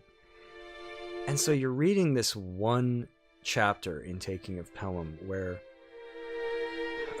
the police are clearing this platform to get the public, like, back off the station platform, up the stairs, and back out into the street. And they're like, okay, we got it. Everybody's out. And then for some reason the author is like, well, not quite. You missed a few guys. And a child. And they're doing something unimaginably horrible in the women's bathroom. And it's the kind of line, like, I don't even want to say it. It was the only thing in the book that, pardon my language, I was like, what the fuck? I had to read it like 2 or 3 times because I was like, no, there's no way I read that right. And I would say it really doesn't need to be in there because, yes, it's New York City. I'm sure you can imply that there's horrible things happening at any time, anywhere. Monsters hide right in plain sight, never mind in the darkness. But it was the only part of the book that I was like, I'm not going to forget that. And it was obviously cut in the movie because, damn, it didn't need to be in there. I don't know what the author was thinking. So, fair warning if you go and read the book. Just be ready for that. I didn't expect it at all. It's just disturbing. It's like finding that in something that's like PG-13, you know what I mean? He was a father You're to like, us all. The people of Cantlin shall miss him greatly. He was mine own true father. And yet since childhood I did scorn him. So strong was his love that these 3 graves were already here. I did fear he loved me less than they. But despite my scorn, he did sacrifice all for my sake. No truer love was shown than that he himself did show. Father, forgive me. I loved thee in return, though I failed utterly to show it.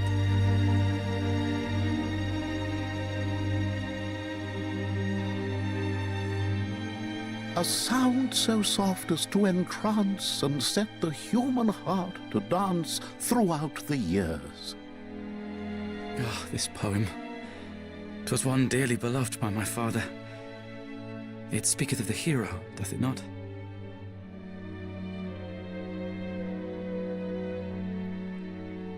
A sound so soft as to entrance and set the human heart to dance throughout the years.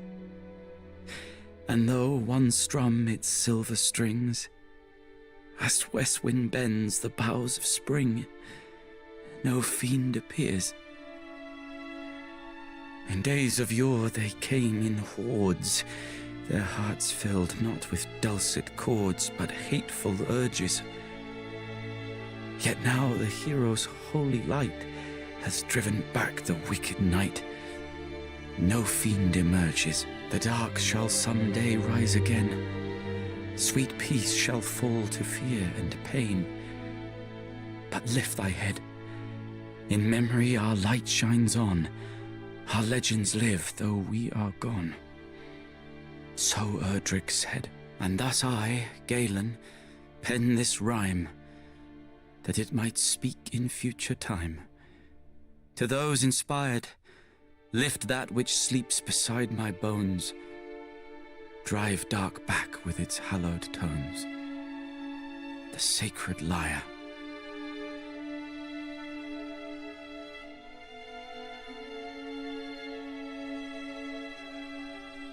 The verse? 'Twas the work of a bard who once dwelled here in the town. One Galen of the Golden Voice.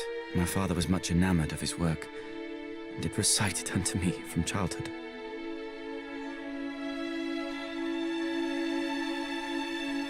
It shall soon be dark. Make use of the inn here in the town, shouldst thou have need of it. Indeed, it is the least we might do for you who did bring our beloved priest home to us.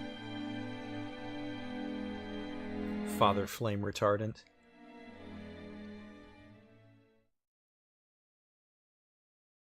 Oh, here he is. Accursed spear! Obey me! Obey me, I say!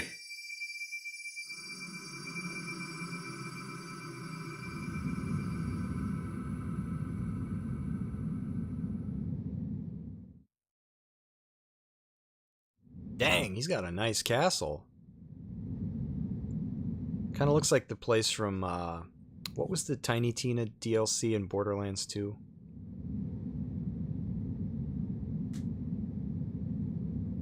Where you meet Butt Stallion? Aren't you? His power is growing greater and greater. If this carries on, Alefgard is about to be plunged into an even deeper Oh, it's Alefgard. I always thought it was Aelfgard. Aleph? The name's Aleph. Alefgard. Uh-oh. Not the fairies. Oh, he's just there to scare him. He's not gonna hurt him. Oh, nah. I've got to go help me friends. Who are all women wearing towels. Only fairies. Not the slime! He's even... He slid down there? Oh, he's not even there. He ran away. Some friend he is. Yes, Dragon Keep, home of Butt Stallion. Borderlands 2 is legendary. Butt Stallion. I love that that's who's at the very end of that DLC. Oh, there's is that Draco Lord? What is that? No. Draco Lord's the boss. What am I thinking? Dragon? Skelegon? I don't freaking remember. It's right on the tip of my tongue. I haven't fought that yet, though. That enemy sprite.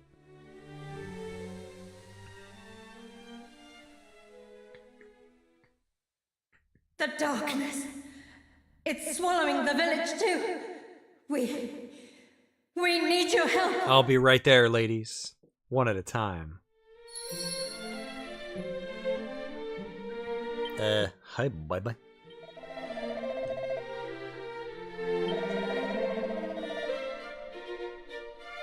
Dude, does this Magog dude have, like, all the Erdrick stuff? Maybe he's a collector.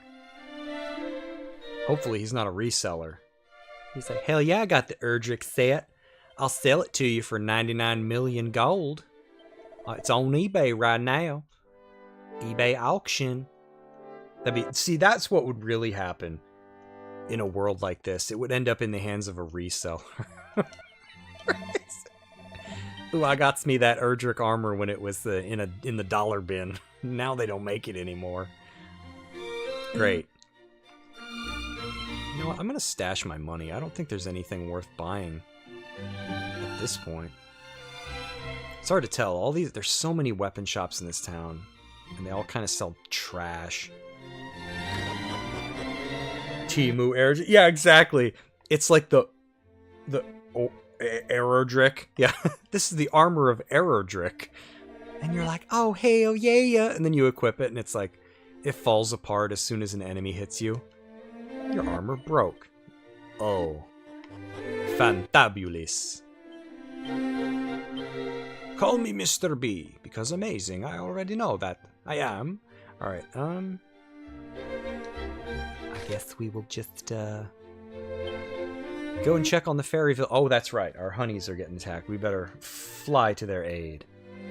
Hold on, ladies. I'm en route. Let's go. Yes, Sphinx. Right? That's what it would be. Armor of Ordric. It's like the Emblem or whatever it is. Dragon zombie. Oh, nah. I love how they're not harming anybody in the village. It's like we probably shouldn't have sent... I'll hold it off. You not run while you can. Fly? That's not... Fly? To infinity!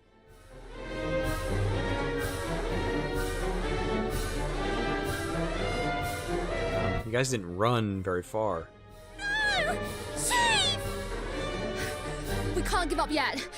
If we run and get help, there might still be... Run and get help? Who you gonna ask for help? Oh my god. Here comes your McMain man. You're feeling sleepy. Very sleepy. Oh, he's dead. I don't think that's gonna work on him.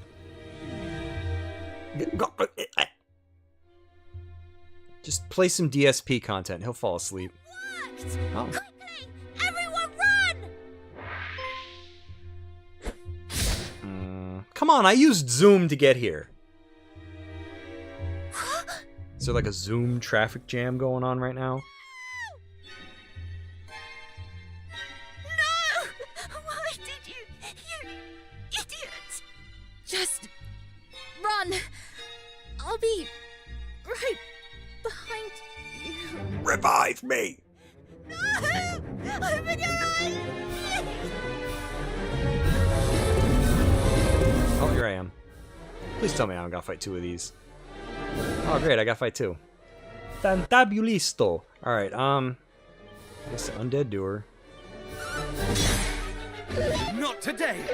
I really should pump up the abilities here, because that's gonna,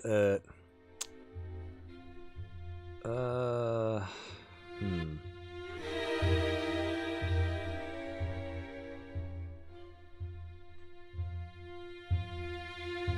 do like Dodgy Dance.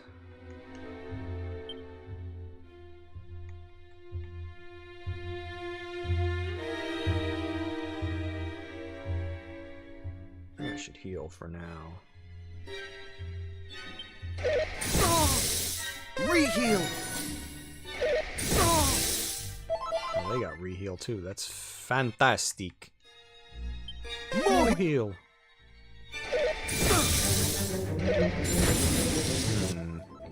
This ain't gonna be good. If I have anything. Oh, I didn't mean to do that. That's gonna cost me.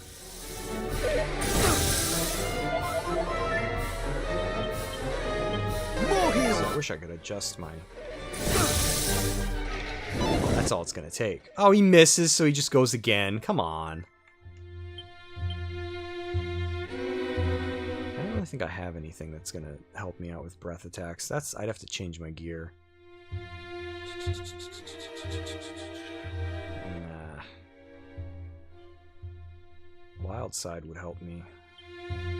Much better! If I live.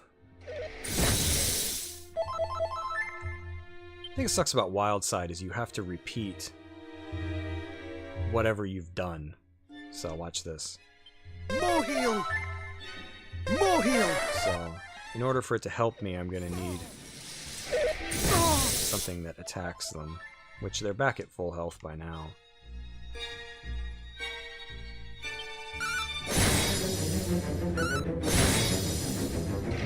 As soon as that works, it's like gonna be over. Try the undead. Man, these are sturdy.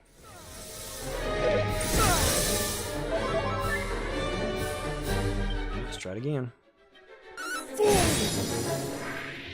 Alright, now watch. What's gonna happen? They're gonna get a critical hit. Or they're gonna put me to sleep.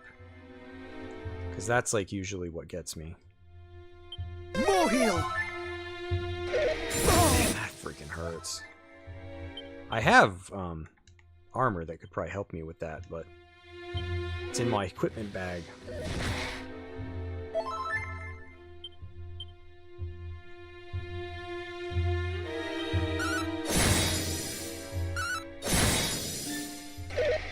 Oof! Hurts too much. much better. Ah, and then he gets 2 turns. That's what sucks. I shall rend thee asunder! He's almost dead. Yay! Oh, it reminds me of Tension from Dragon Quest VIII. Yeah. Well, that was a pain in the butt. Oh, they were not carrying much money. Level up. Level up. Hey, I got HP that time. I bet you that helps me with breath.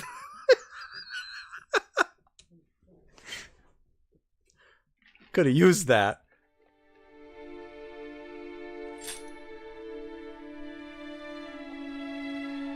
Uh-oh. Yeah, I have some equipment that would have helped with ice, but, you know, you never know when you're going to need that stuff, so I didn't put it on. Because right now my accessories are outfitted to discourage status ailments because, like, they're freaking annoying. And some fights you get in, like, with those little fat, lumpy wizards, they'll just be like, dazzle, fizzle, like, they... Still hasn't woken up, but she'll live, I think. Thank you. If you hadn't arrived when you did, we'd be... But you're only one person. You can't keep the whole world safe single-handed. I'm trying, though, baby. You couldn't even keep all of us safe.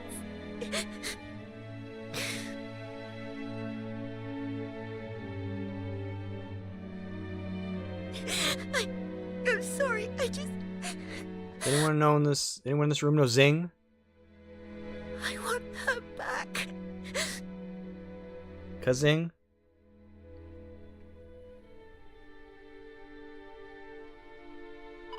We can't give in to fear. If we run, then what happened to us will happen to others. The world won't be safe. So we have to be strong, and we have to keep going. Okie dokie. This world is being swallowed by the Dragon Lord's darkness. The only way to drive it back is with Rubus's help. We need to summon her as soon as possible. We need you to hurry. Oh no. You love Dragon Quest VIII. All the characters were great. Agreed. Fantabulous game. I have that one. I should stream that sometimes. Can you be more specific? I love Yangus. The underpants dance. I should probably talk to people. Maybe they'll give me stuff. Summon to Rubus, we need the 5 sigils, Fairy Flute, and the Lyre of Aya. Something on the Lyre of Aya, huh? It's once played by a bard called Gallon. Say it's likely to be in his grave in Gallenholm based on what everyone in Kentland was saying. Do that? There's a guy there that kicks my butt, though. I already have the Fairy Flute.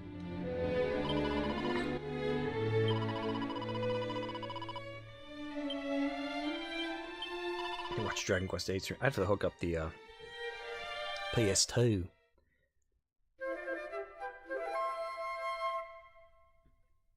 Jessica with Divine Bust. Yeah, can't patch those games. That's back when you bought a game and it was on the disc. Could you leave me alone for a little bit? Yeah, fine, fine. I'm out of here. I know when I'm not wanted. I don't understand. How did this happen? Well, the bad guys came in and... Well, that's an interesting question. History gets lost. We lost so many friends. How could this happen? Dude, is the slime back? He took off. Coward. Always sad about it.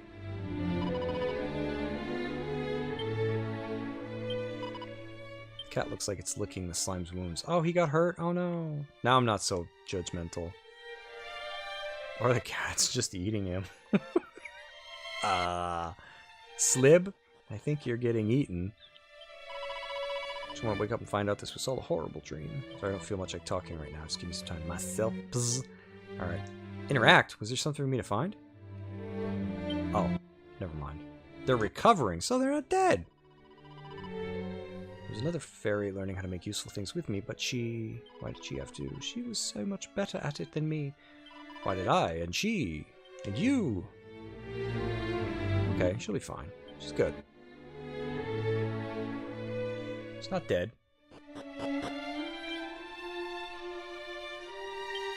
Let's see. Go round and see how everyone in the world is doing. Hey man, how's it going? Does that mean I gotta like check on the dwarves?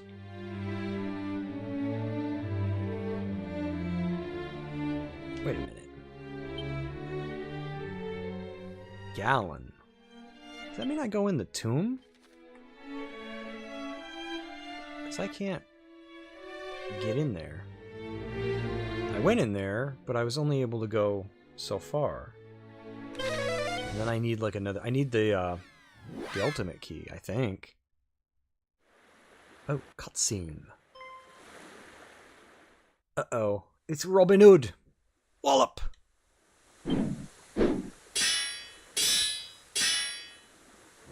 Wow, he's pretty strong.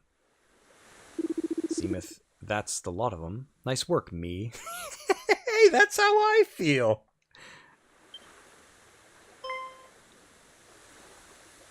Tonight. Yeah, there's my name. Thou art yet alive and kicking, I see. Not that I would have expected any less from the likes of thee. Still, it warmeth my massive heart to know that thou art well.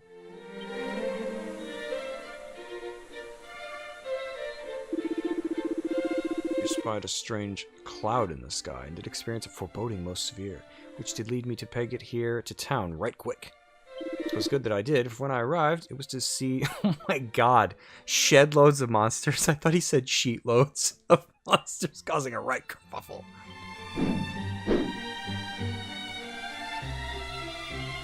I soon made short work of them with this here axe o' mine.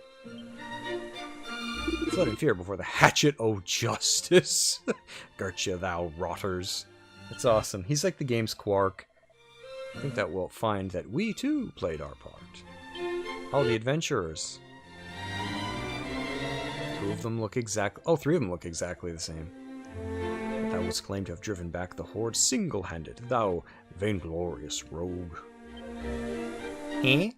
Him? Me? Me again. Rumors of thy deeds have been grand and many. Is it true that thou didst free the Princess Gwaelin from her captivity? You betcha. I'm Chechu Betcha, and I assume that thou wilt henceforth go to smite the source of the darkness that assaileth the world?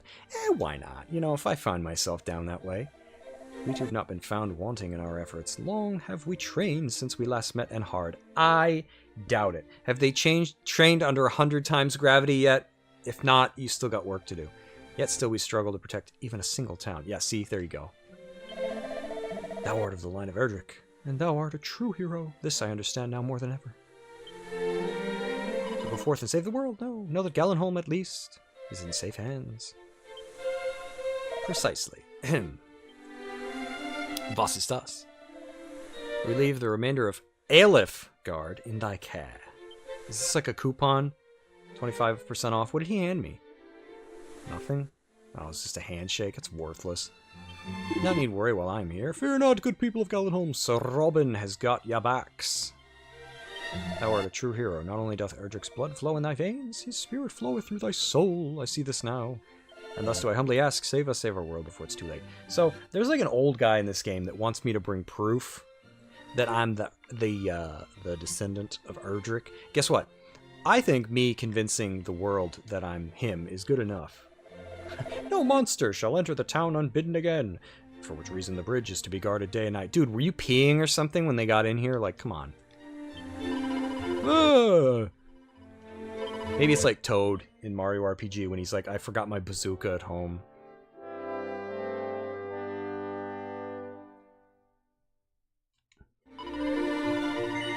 Alright, so I'm here. I have to go into the tomb? But I swear when I was in there before, I couldn't go down any further. I've heard thee tell, existeth a key that could open any lock the realm wide. But it being a relic of the great hero, it seemeth that the monsters too seek it out. It seemeth that monsters are causing a right bleeding. Hoo-ha, left and right. I've Pray that the village of Cole, over in the east, hath not suffered at this place, hath I like it there.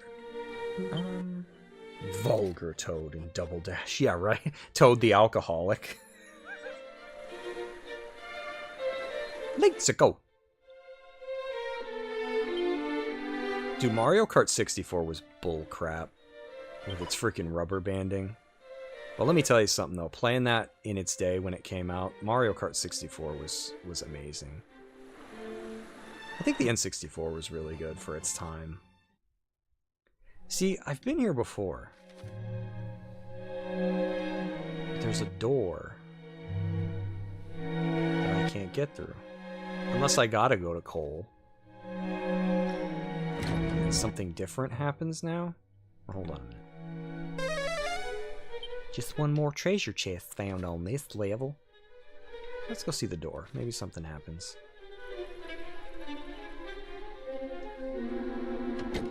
Only the right key will open it, mates. Go see if anything's happened at Cole before I try this. Never played Mario Kart 64. It's probably not fun now, but it was at the time.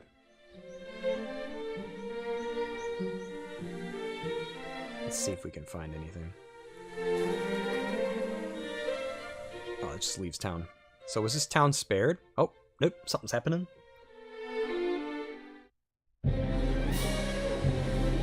Please, I beg of thee, not the child. Royal Guard's wife. Oh, oops. Kind of looks like a guy from the back, except for maybe the dress.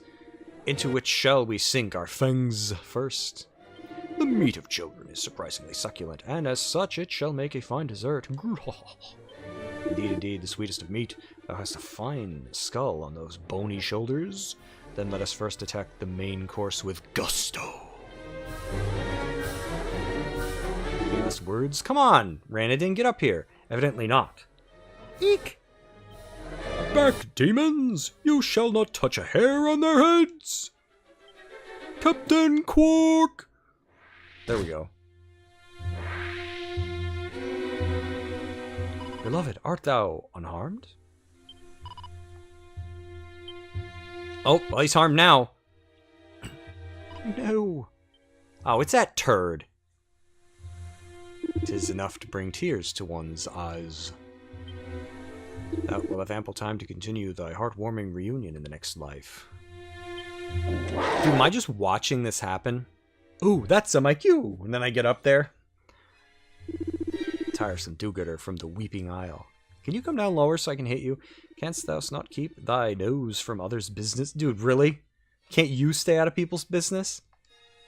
Uh-oh. Oh, the music don't change. Dude, look at him. He's flippity-flapping. Alright, Thou shalt not escape! Sesh. Here we go. You think he likes lightning? Let's try a gust. Kabuff! The numbers were yellow. Does that mean I got a critical hit? Oh, blue means he's not bothered by it. Multi-heal? What does he need that for? Oh, that didn't last for crap.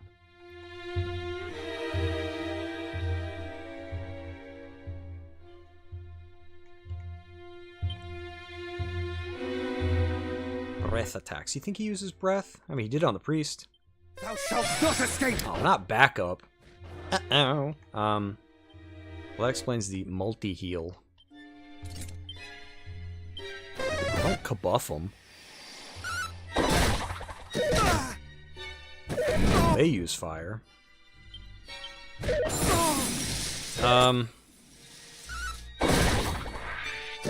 Dang, man. It sucks when they get multiple turns, because, like, look, that's what this looks like. Yowza! Yeah, see what I mean? It's not balanced the best way. Like, them getting multiple turns is heinous. And, like, really just doesn't need to be part of the game.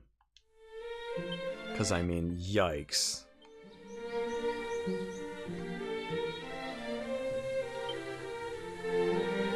Yeah, I'd say the balance is off.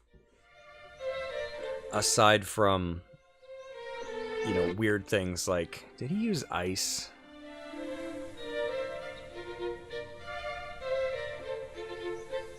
It's either this or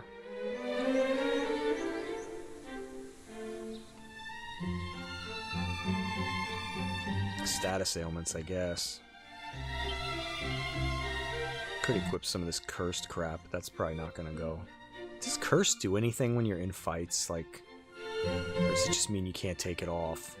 Because, I mean, that is quite a defense jump, but then I would be up the creek, you know, for...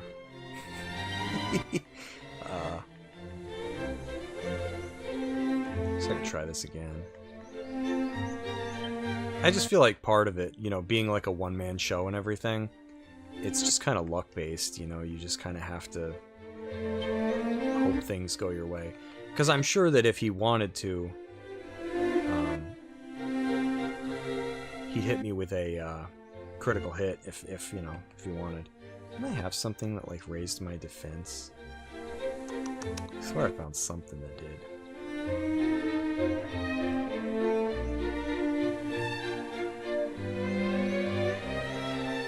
That.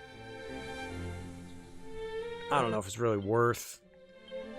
Because that's the other thing you have to take into consideration, is, like... you know, I only get one turn. So... what do I do with it? You know, do I raise my defense? Or do I attack? Because attacking's the only way I'm going to move forward. So... the Bloody Knuckles nature of the game doesn't always work. In the original, I don't really remember too much. I feel like it was really easy once you leveled up and everything. You know, it's just like, okay, now I can just steamroll everything. And then you've got stuff like that, so that wastes my turn, which burns through my, Thou shalt not escape! Thou shalt not escape! my wild side there that I put on. Let's try lightning.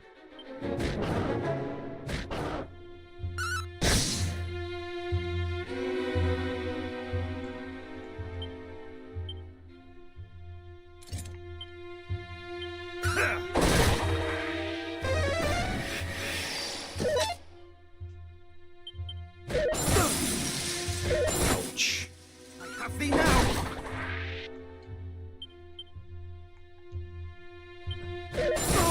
Probably should have healed, yeah. Because now I'm dead. Well, his agility returned to normal. Let's see if that even matters. No, it does. They can just take you apart. It's...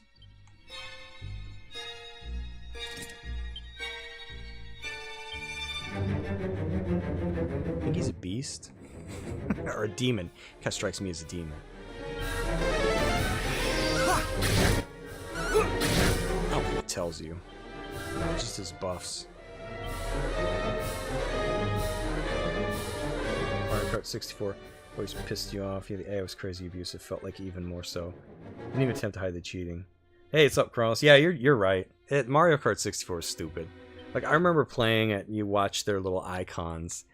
And one of the dead giveaways was when you played the train level that in the desert. And it's like, oh man, I just barely missed the train. Which means everyone behind me has to stop. And they're just like, phew, they just fly right through it. They're just like, well, he's not looking, so I'm just going to keep going. I think this thing's a beast. Kind of looks like a beast.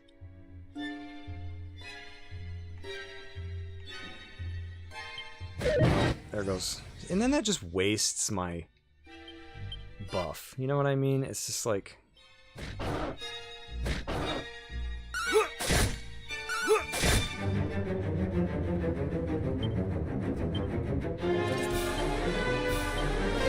buff them. Now I'm not gonna kill him in one hit. Oh, that stinks. Now he's gonna attack me. Yeah, that's gonna hurt.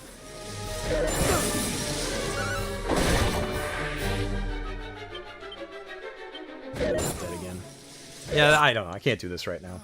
Like, there's just too much luck involved. Like, I've got to figure some things out. Probably just beef my freaking crap out with stuff that's resistant to ice, because it just gets to a point where if the turn order is not right, you're done. Because, like, he's going to hit you with those 2 moves. Like, I don't know. I would argue that, like, this is a great game, but it's held back really poorly in just, like, a couple of ways. Like, the whole, like, I can summon help. All right, fine. Then the boss doesn't need to go multiple times because he can summon help. No, I can do both. Where it's like, oh, okay. And it's just not balanced well, considering this is not a game like Dark Souls, where you're like, you know what? I don't want to get hit. I'm just going to dodge everything. Oh, okay. This, it's like, now you're going to stand there like you're fighting in, like, the Civil War or what, not the Civil War. Yeah, right? And you're just going to, you know, you stand on your side, stand on my side, we shoot each other. And it's like, all right, well, I hope you can take it. And you get all these abilities. Like, they've added so much stuff to this game, but it's still kind of held back by, like, this poorly designed, like, Pokemon-esque nature of, like, 1 versus 1, you go, I go. So, I don't know.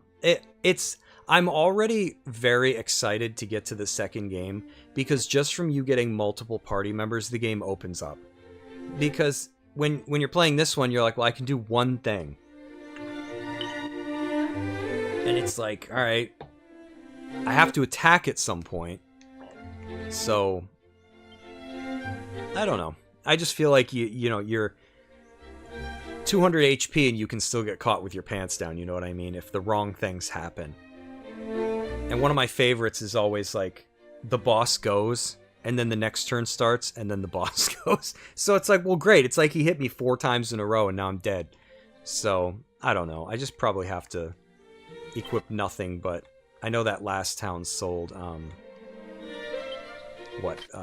ice-resistant stuff, so that's probably what I gotta go grab.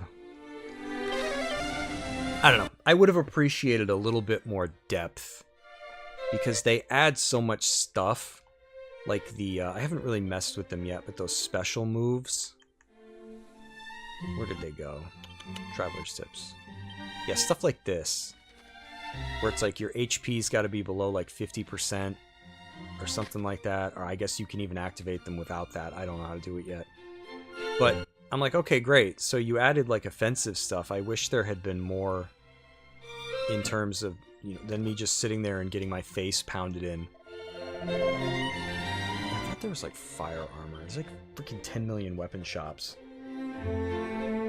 Yeah, I think I was just talking about that, Kronos. The original, you just leveled up. And then you were like, alright, I guess I'm back. And they're like, oh no. What? He went out and gained 3 levels. It's like you went out and became a Super Saiyan. Yeah, this one, it's just kind of... Because I don't remember enemies going multiple times in the first game. In this one, it just seems like hideously random. They're like, I'm gonna go 3 times. Okay. And then they're like, I don't feel like going 3 times this turn. Okay again. Could buy that. I swear to God, somebody sold like fire. Unless I imagined it. You know what? It might have been the last town before here.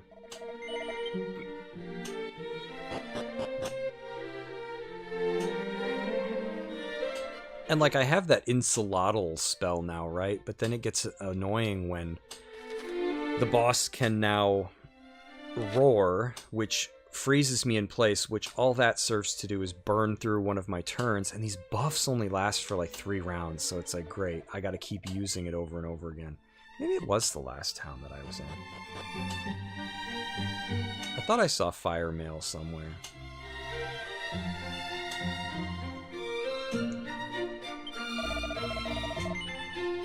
It just sells junk.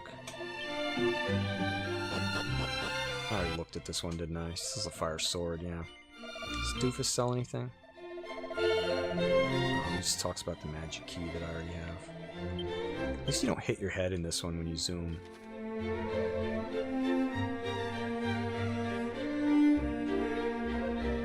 I don't know where it would have been. No, maybe I imagined it. Maybe I'm like, somebody sells. I don't know, I guess I have to go grind. I mean, I don't know, there's not really much else for it. And like, I don't want to lower the difficulty, you know, like that. It's always like a thing you could do, but I just don't want to do it. But I'm also not impressed with like how they've designed it. You know, it's just like, I don't know. To me, it just feels like there's a lot of like current to swim against in terms of like luck. And the thing that's so astounding by like how the game is balanced is that you can fight a boss and just murder the thing, right? And you're like, dang, I'm over leveled, like I'm overpowered big time. And then you get to the next boss and he just murders you. And you're like, ooh. Okay then. Well, I thought, you know, I was kind of building up a strength curve there, but I guess freaking hell not. So it seems like there are like random difficulty spikes. Because when I fought the golem that was guarding Caitlin, I feel like it just had a lot of HP. That was it. I'm like, oh, okay, this is kind of easy.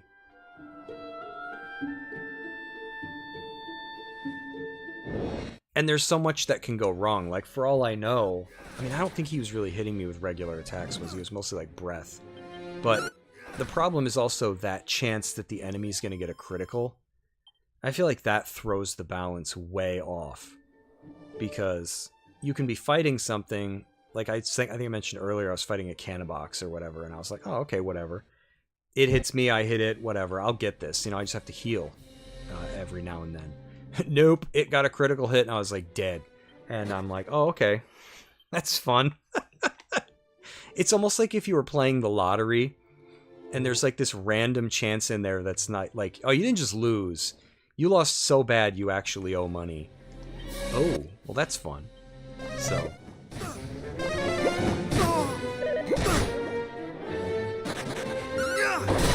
Some enemies have ridiculous crit chance. Yeah, they do. I feel like it's... Oh, the spike armor works on these? That's something I never would have thought of that. Oh, neat. I guess if they use physical attacks against me anyways. Yeah, I'll have to grind a bit because I don't know if I'm going to be able to beat that guy. And that's what you had to do back in the days, kids. You know? If you were getting your teeth kicked in, all you could do was go gain some levels. That was it. There was no accessibility options.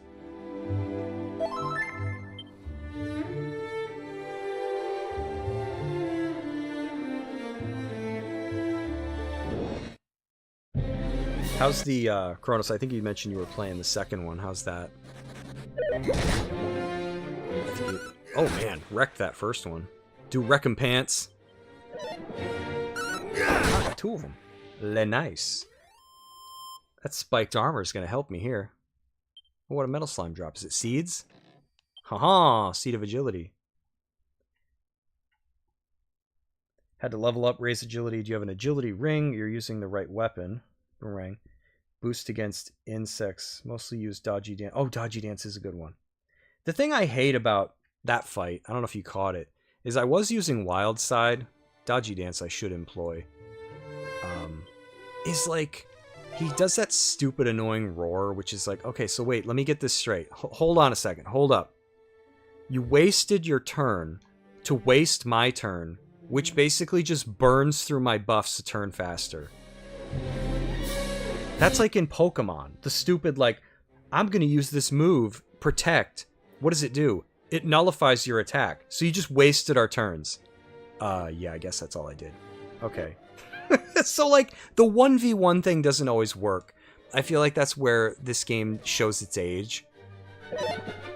I still like it, but it's probably a hard... Unless you turn it into an action RPG, it's like a hard thing to modernize. You know what I mean? You're still here by yourself getting your teeth kicked in. Like I describe it, it's just a game of bloody knuckles. Physical attacks, guys! So my spiked armor hurts you, please. Thank you.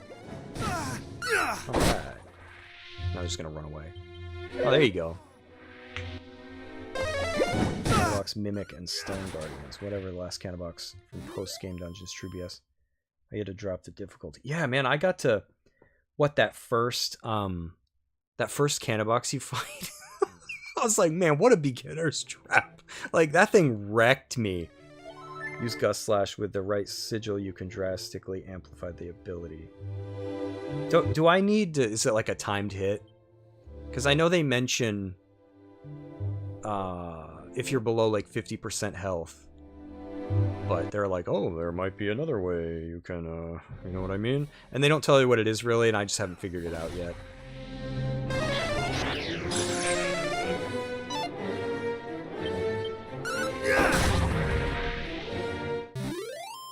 See if I can get some medals. Maybe I'll gain one more level and go try again. At least the experience to level up isn't ridiculous. It's not like, oh, you need 30k. Oh, great. It'll take me a month. Not today.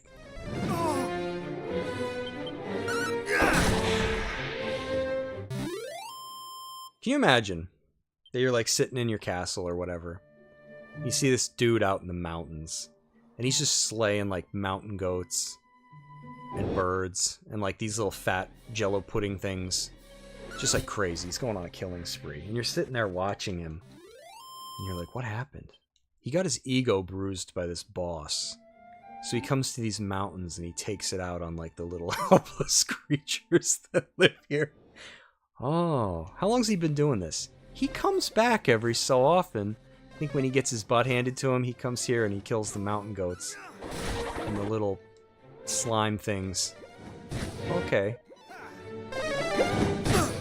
Metal King's just watching it from his castle. Don't run away, you're almost dead. You guys suck. Wish they would hit me more. Probably equip my weapon, but I know if I do it, he's gonna run. There we go. Oh, you're talking about Dragon Quest III, okay. The, Canabox. Okay. What makes it BS that you had to drop the difficulty? Is it just like how hard it hits? And I've only seen it a couple times now, but don't some enemies in this use whack? I'm like, hold on a minute. They gave them instant death moves in a game where you only have one party member? Seems kind of stupid to me.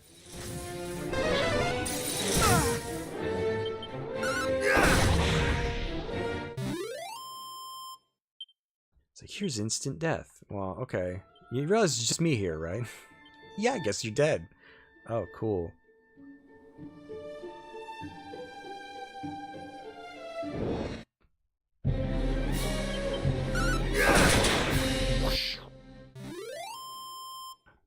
At least that's decent experience, even when I don't get the metal guys. Metal slimes. Oh, I haven't talked about... I just realized my thumbnail was, like, goofy. Did you guys see the interview Sydney Sweeney did with... What's her name? Catherine Stouffer or whatever. Where she's... I don't know, man. I don't know. I had already forgotten. To be honest with you, I had already forgotten about the stupid Gene ad. You know, and you still got people out there that are like... I'm gonna bring this up. I'm like, man, what your job must be like, where you're just like, I'm gonna ask her. I'm gonna ask her about Trump and the Gene thing, and I'm just like, oh my god, let it go. There are just certain people that I'm like, can't you forget like the rest of us? They call it non-tent. And yeah, you could see on her face that she was just like, wow, great.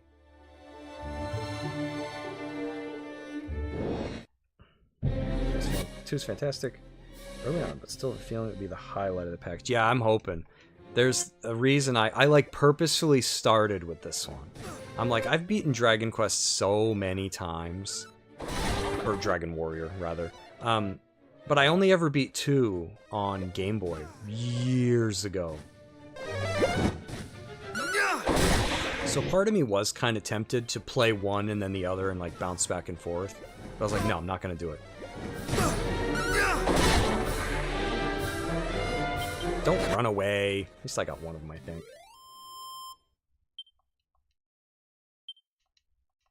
Agility. Me item bag.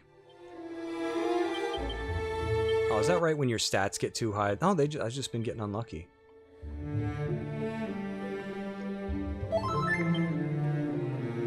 Alrighty. About towards that level up, then I'll go try again. So if I just push Y, what do I have to do to get those like special moves to come out? I know the HP requirement, but I don't know how to do it outside of that.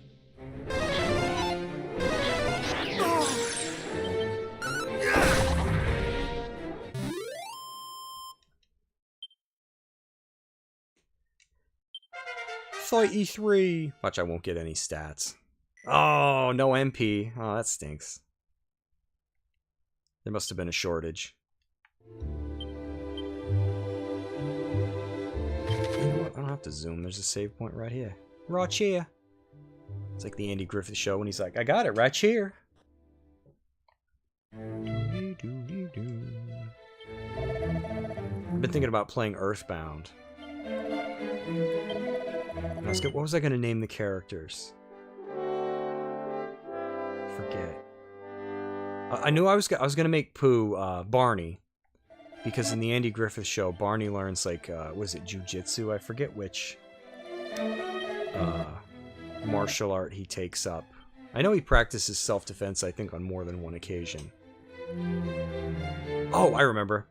Ness was going to be Opie. Paula was going to be I think Thelma.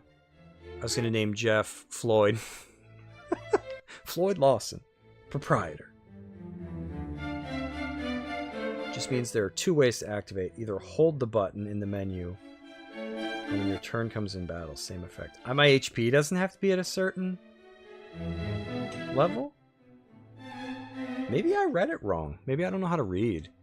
I thought they told me, that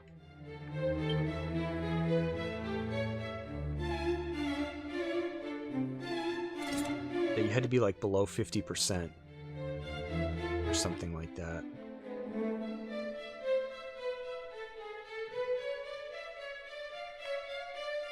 Dodgy dance. All right. What was I, Cole? Time to get me arse kicked. I'm sure this will go swimmingly. We should just skip this.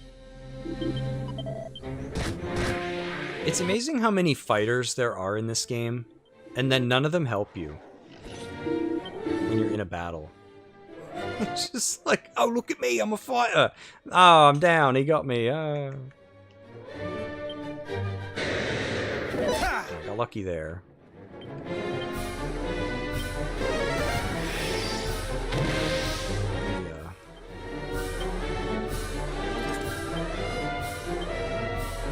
Gust slash.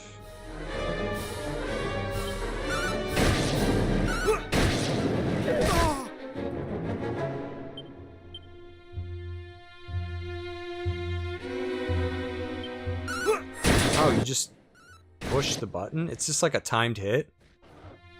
I didn't know that. Okay. I have thee now! Oh, come on, I missed. Oh, that stuff's gonna wear off. I have thee now! Ah, that hurts so much. Yeah, I feel like it's just, there's a tremendous amount of luck there. Hey, Fiery Soul, what's going on? Bro, the thumbnail of your stream is great. Yeah, right? I thought that was, I made it myself. Like, I can't take credit for the template, but I was just like, that's how those people are. They, you know what I love about people like this cat, whatever her name is, Catherine Stouffer or whatever, is like, they don't, you know, these people don't even believe in what they're lecturing you about. It's about controlling you. I guarantee you these people go home. It's like, I think of Greta Thunberg all the time, right? It's like, she better live in a cave. Her carbon footprint better be negative. her body better like absorb that stuff from like the, you know, the atmosphere, and like just pump out like pure oxygen or something. Otherwise, I don't want to hear it. But you know, these people go home and they sit on Twitter, they watch Netflix, you know, they're using all their devices and stuff made from, you know, child labor, sweatshops or whatever in like China and stuff. They don't care. Like, so the thing I love, the interviewer locked their Twitter account. Oh, I believe it. But you know, they're just like, the girl's like, oh, nice jeans. Oh, oh, you mentioned jeans. Funny you should say that. So I want to talk to you about your ad. You know, they're just waiting like the whole time during the interview, and they're like, come on, say it. Just say the thing that I want you to say. Now I can talk about what I really want to talk about. And the stupid crap I like, oh, you got some support from Trump. How did that feel? I don't know. It felt fine, I guess. Like, what do you want me to say? And you know what they want them to say? They want them to go, yep, you got me. I'm a white supremacist. Whoopsie. Guess the cat's out of the bag. You know, but that's not good enough, right? Because they're like, no, what we want them to do is denounce it. And it's like, why does anyone have to even do that? Like, it should just be a given. Like, does every person have to go, well, I'm against murder and, you know, eating other people? Like, isn't it just implied? Like, come on. Like, what? And even if they did say it, here's my favorite part. Even if they did, right? Like, let's say they give this person what they want. Then it's going to be like, oh, well, they didn't really mean it. Oh, they only said it because they got called out. Oh, you could tell that, oh, they paused for too long before they did it. Or like that thing with Keira Knightley where somebody asked her, oh, what, you know, how can you be doing the Harry Potter audiobook? Or aren't you familiar with the non-controversy, I'm going to call it, around J.K. Rowling's problematic views? And she like laughed or like scoffed before she talked. And everybody's like, ugh, how could you? It's like, because people are just tired of this crap. And I'm happy to see it, because you know what? For me, time kind of stopped. So I just, the whole world moved on and embraced all this woke crap. And like, thank God I was not on the internet back then, because I would have gotten banned. Like, I couldn't understand like how it ever took root. I'm just like, what is this?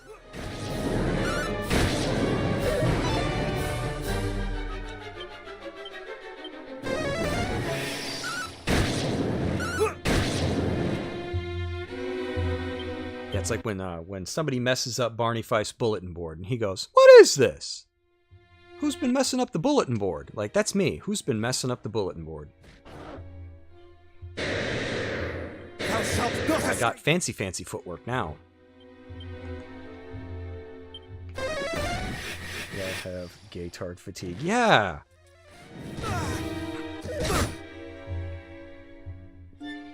And it's like, this is what see, now listen. I'm going to talk about the older generations for a moment. Because everybody looks at the older generations and they're like, ugh, boomers. They had everything all backwards. They blah, blah, blah, blah, blah, blah. You know, it's all white men running everything. And I was like, you know what they understood fundamentally that we just don't understand anymore? Sometimes gatekeeping is a good thing. Because obviously if you run a hospital or an insane asylum or a jail, you don't want an idiot, or how about the military, right, where they put that dude who thinks he's a woman in charge? Like, you don't want a person like that at the wheel. And the older generation understood that, because like, holy crap, can you imagine this stuff like trying to take root 50 years ago? They would be like, yeah, okay, buddy, get out of here. And that would have been like the beginning and the end of it. But now we have this weird generation that, I'm like, what's the limit on this stuff? They're just willing to entertain anything. Well, this guy says he's a hubcap, so I guess we all got to pretend he's a hubcap now. And I'm sitting there going, no, you don't really have to entertain this person's like delusional behavior. You can just say no. And then they go away. I don't know. So it was weird having to watch all this stuff happen for so long. Not today. So I'm kind of glad but as glad as I am, it could always swing back around. Thou shalt not escape. And then you can tell all these companies that have like ESG scores and stuff like that, they don't care about it either. They just think that it's a new way to make money. And then with money, it's obviously a new way to control people. Like, look at all the stuff that's going on with payment processors, you know, for like Japanese creatives that, you know, are like, oh man, I put a little jiggling boobies or whatever in my game, and these payment processors are like, we don't want your money. And it's like, that's how you can tell when you've got too much money and too much power. When you get to the point where you're like, we don't want your money. Really? I'll take it. You know what I mean? I'll take it. I should start my own payment processor. You know what I mean? It seems like a slam dunk to me. Don't you call your backup.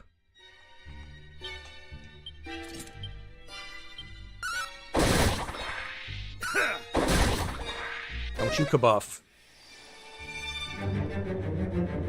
My wild side wore off. I'm no longer wild. Is this where he does his, Does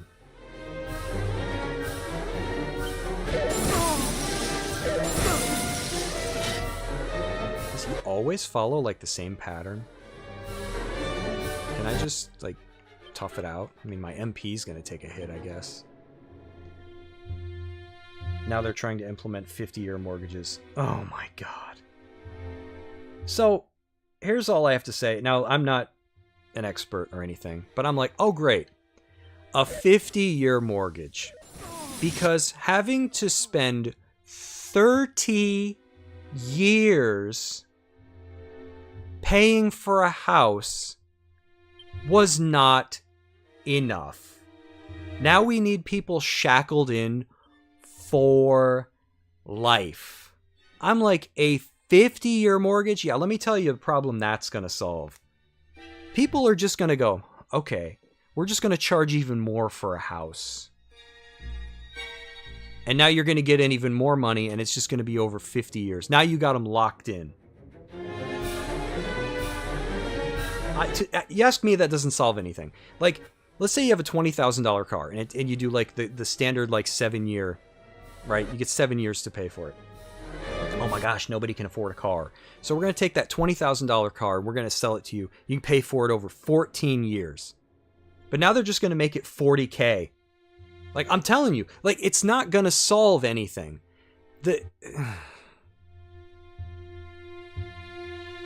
50 years. Yeah, I saw that. I forgot about it already. 50-year more. Jesus freaking Christ. Like, I'm like, people realize that, like, you're lucky. Guess me. You're lucky to live to see 70, 80 years old.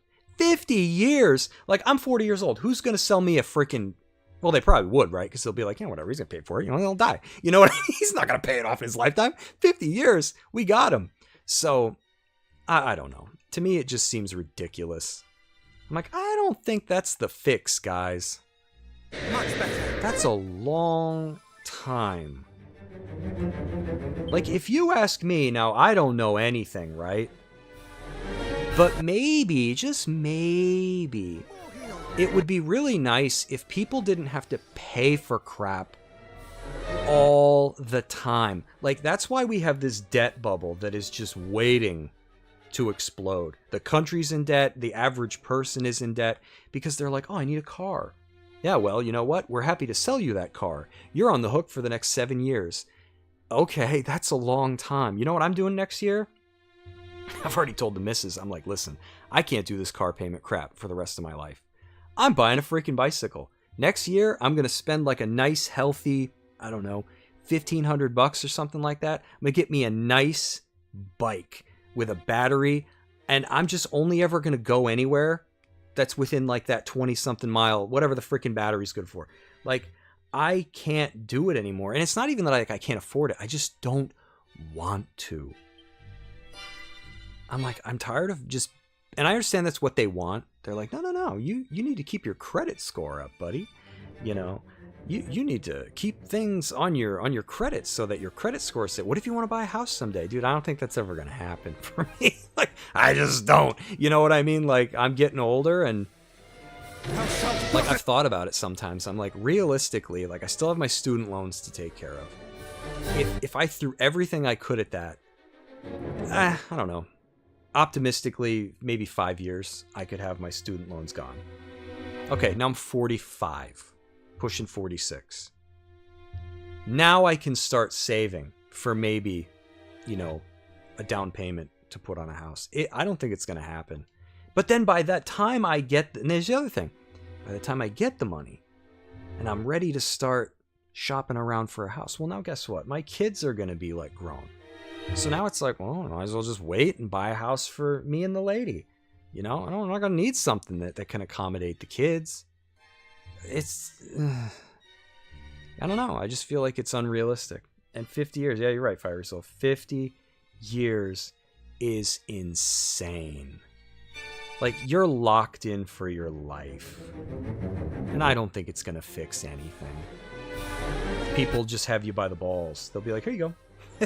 Unless your boomer parents left you a house, most of you never own a home. Yep. I'll probably never have a house, because it's just not how my life turned out. Oh, did I not change my weapon? I guess, you know, and it is what it is. Like, I've kind of come to terms with it. I have thee now! I have thee now! But, I don't know. Just, it kind of stinks. But it is what it is at the same time. So he's only yellow, and I'm out of MP.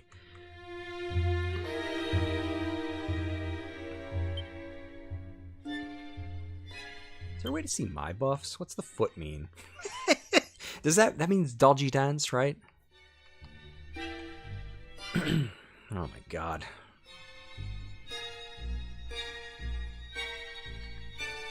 I need some... Oh, I didn't make it in time. Damn, that hurts. Thou shalt not escape! Just offended.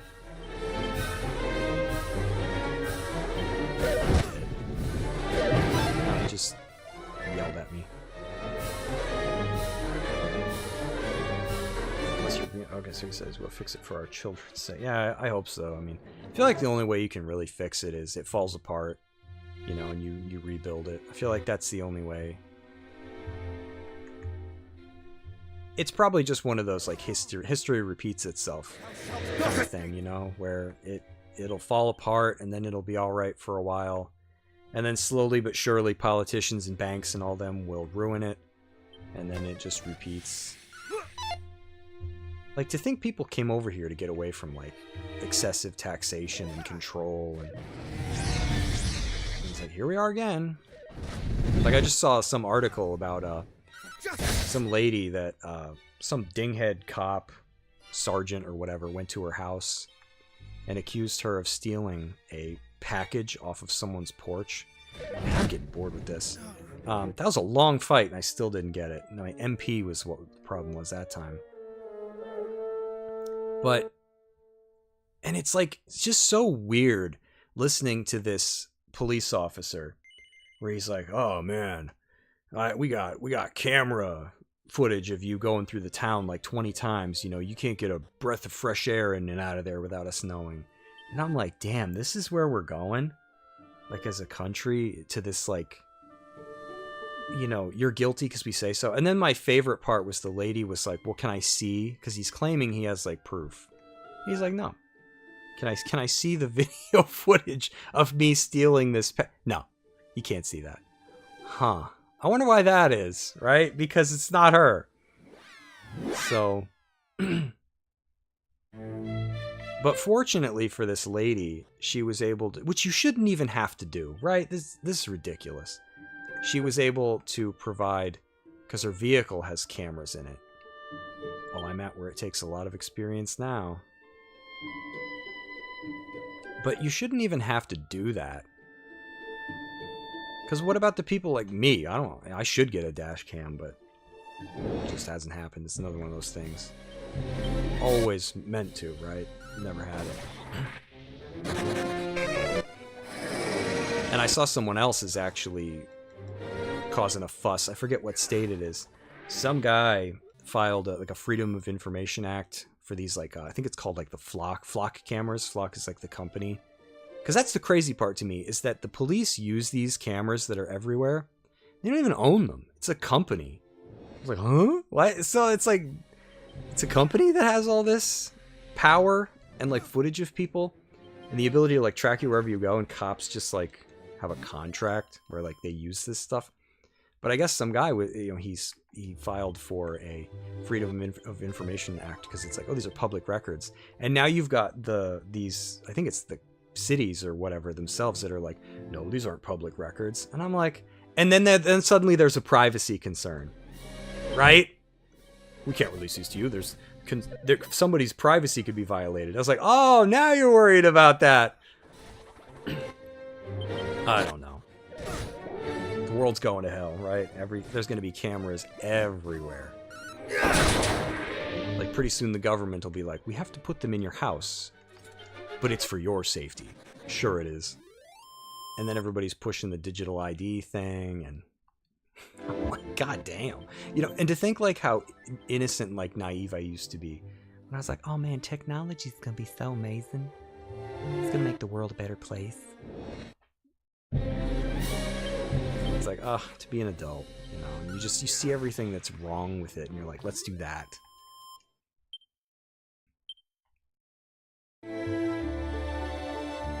It kind of makes me to like compare it like metaphorically to something. I remember when DLC was like on the horizon, when games, at least for consoles, were first starting to interact with online connectivity, and I was like, oh, this is gonna be so cool, my favorite games can go on forever.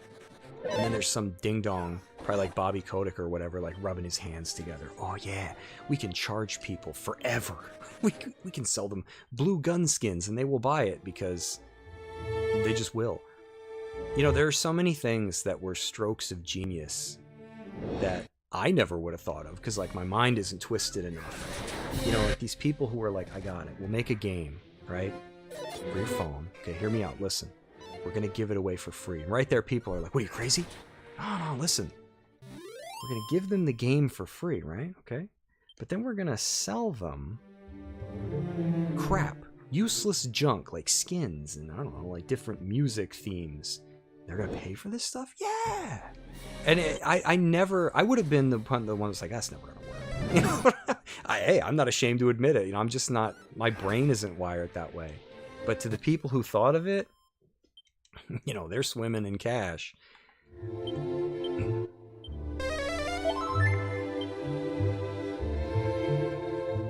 Yeah, it makes me think we're headed to the point in the future, like in Back to the Future, where like you commit a crime and you're just sentenced. Like it's just gonna get to that point, right, where it's like they just show up and arrest you, and you're like, what did I even do? You robbed a bank. No, I don't think I did. Nah, we have some footage of you doing it. Can I see that footage? No. Now, we're not going to extend that courtesy to you. Shouldn't you have to? You're arresting me. No, we don't have to. The one thing that's never... I know I'm all over the place, right, while I'm playing Dragon Quest, but like the one thing that's never made sense to me is that it's a crime to lie to police, but they can lie to you. What? I don't know. I don't understand that. Like, that makes no sense to me. I feel like there's maybe some wrinkles to iron out there. You know, a little power imbalance.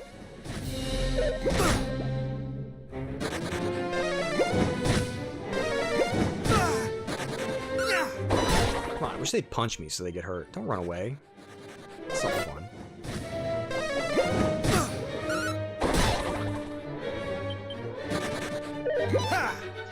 Oh my god.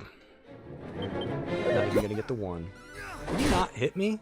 Don't dodge it. Let him hit you. Oh, I don't take damage. Uh-oh, I've become too strong.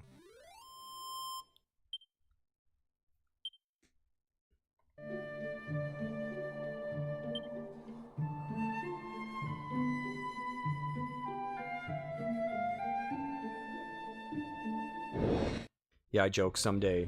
I shouldn't share this, because it has to do with like a short story that I've been writing slowly. But I joke with people. I was like, the time is gonna come, because when I used to work in a library, I used to help old people like make email accounts sometimes, and there's still a generation that can't understand like email. And I was like, what is that gonna be for me, right? When I'm old, and I'm gonna be like, can't I just send an email? And they're gonna be like, nobody uses email anymore. I joke that there's gonna be AIs, and you won't be able to do anything anymore. You'll have to act through your AI. Your AI will take care of everything.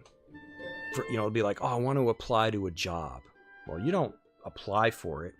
You tell your AI and they put out feelers and they do it for you.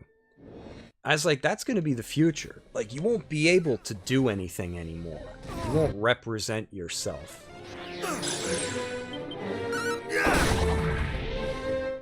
I just try to imagine, like, what it's going to be.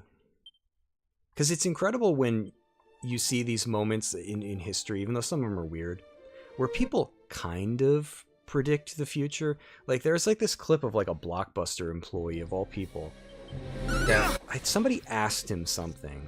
I don't remember what it was. Something along the lines of, like, what do you think, like, the future is going to be like for movies? And, like, he almost touches on, like, almost, like, on directly on, like, what streaming would be.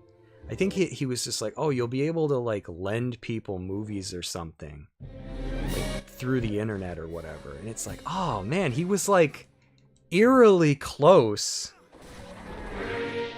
And I hear The Simpsons gets it all the time. I don't watch The Simpsons, but everybody's always like, oh, they predicted the future again. I'm like, did they? And I stopped watching that like 15 years ago. Does anybody still watch The Simpsons?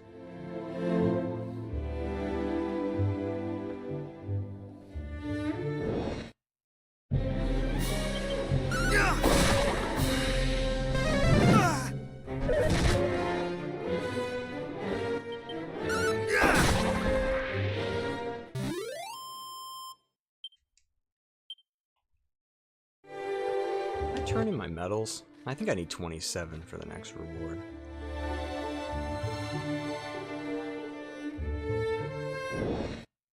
I wish the buffs in fights lasted a little longer, because I feel like that fight is just such a... It's just like you gotta jump through the same hoops over and over and over again. You know, it's like he uses Accelerattle or whatever, he uses Kabuff, he calls help, he uses his breath attacks like 4 times in a row. And then it's like repeat. I might have to bring a prayer ring or something along. I haven't watched The Simpsons in a long time. Yeah, it's about where I'm at. But I hear they predict the future all the time. I can't really attest to that. But alright, one more level up and I'll go try it again. Wish I could get some metal slimes. I might have to take my armor, or not my armor, but my like helmet and stuff off so they could hurt me. My spiked armor's not helping anymore. I've become too powerful. Oh, I even saw, speaking of all this like weird stuff that's going on, that even like Jennifer Lawrence realized, like, I don't want to fight with people anymore. I just want them to see my movies. I'm like, there you go. Right? People are getting it. They're getting it. Like, I hate being that the customer is always right person. But, like, people, at a certain point, have to realize that, like, you don't stand to gain when you spit in the faces of the people you're counting on to buy your stuff. Simpsons predict the future is a trope at this point. Basically the same as a broken clock's right 2 times. Oh, okay, okay.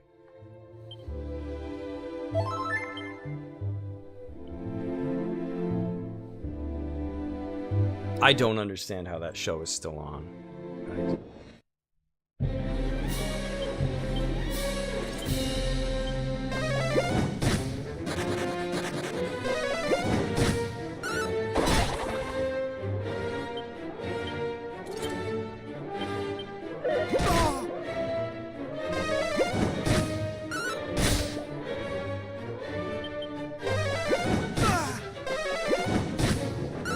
One of them.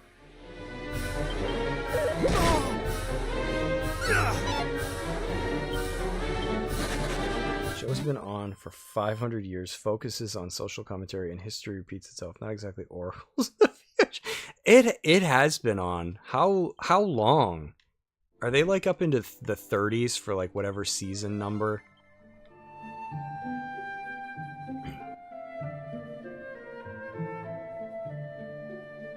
I don't even know anymore. I can't keep track. But I'm going the opposite direction. I've started watching like old stuff. But But it sounds like some people are coming around, like I mentioned Jennifer Lawrence, where it's like, I don't know. Like, it makes me think of, I always told people, see, I should have been on the internet years ago. I was like, listen, it's like food, right? Entertainment is like food. Like, let's say I open up a pizza shop, and it's like, dude, just make good pizza.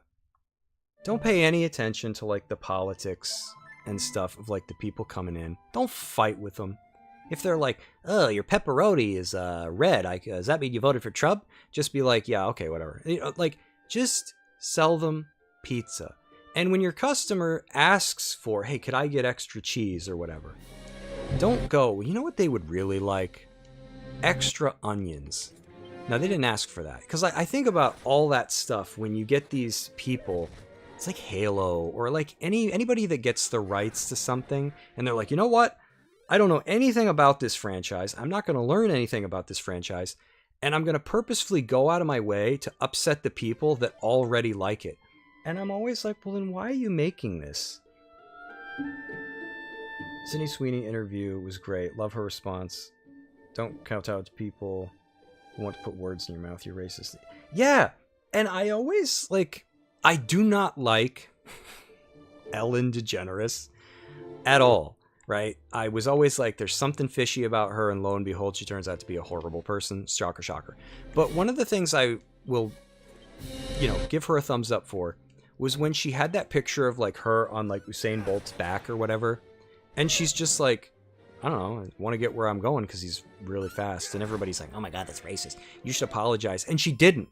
She was just like, no, it's because he's really fast.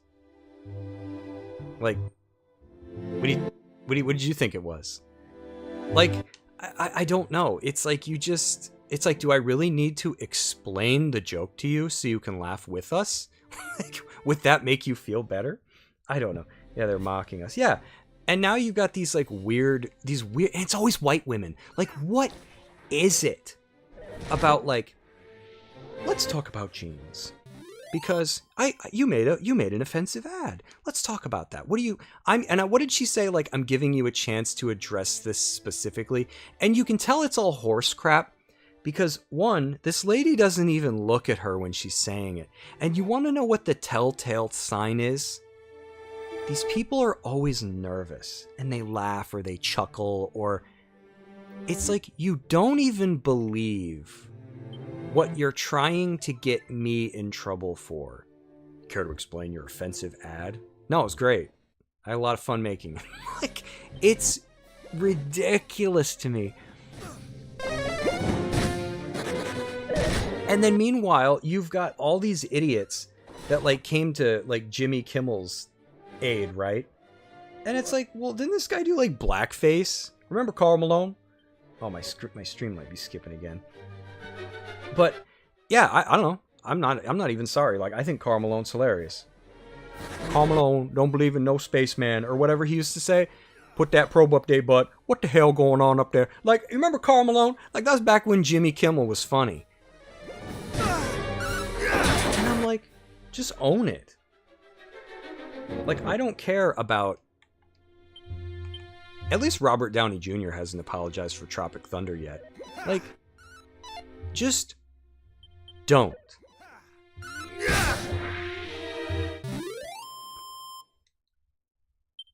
Yeah, I think my stream's tanking. My laptop is probably, like, fried. It's like, I can't do it anymore. But, time for an upgrade. Stream at 480p. Yeah, Karl Malone.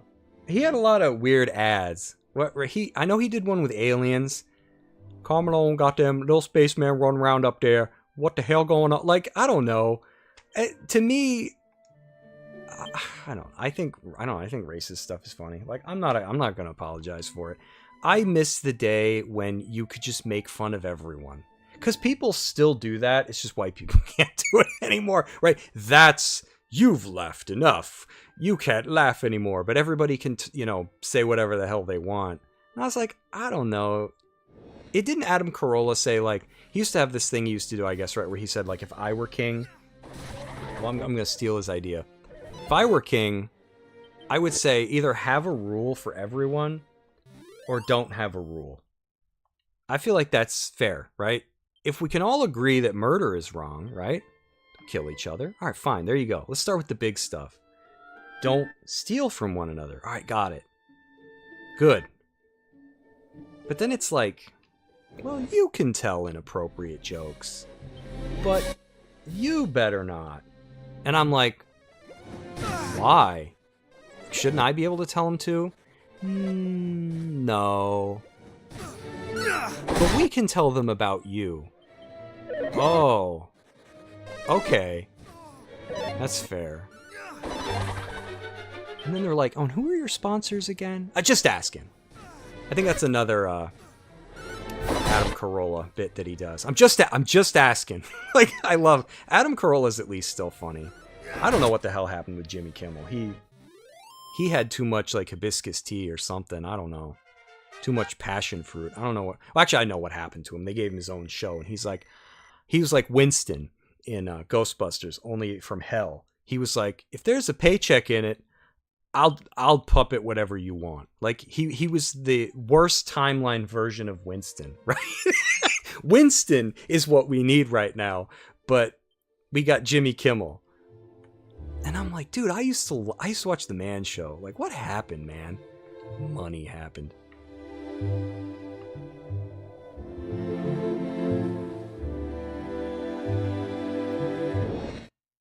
Is my stream chugging? It looks like it is. I'm gonna have to. I'm trying to hold out. I'm trying to hold out for Black Friday so I can see if there's any like sweet deals to upgrade.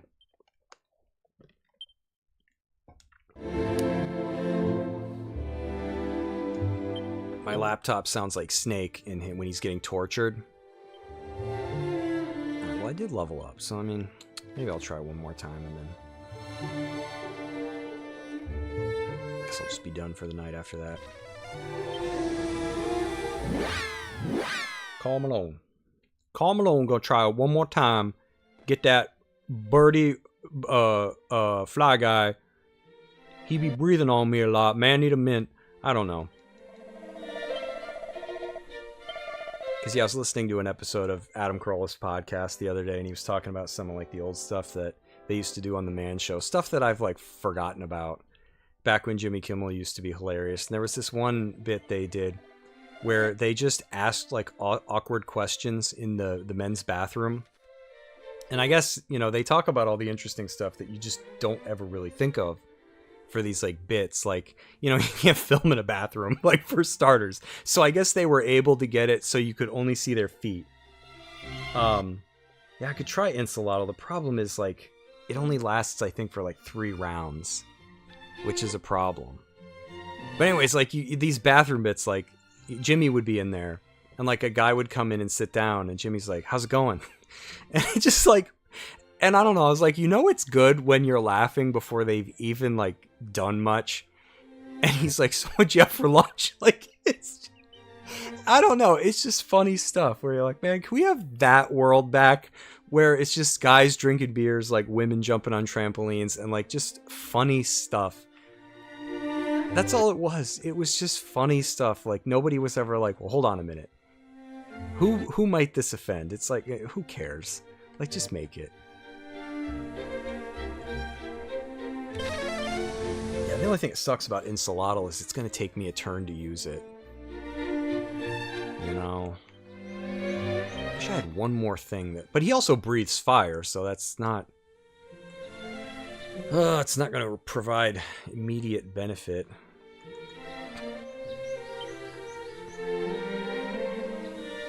That would kill my luck, though.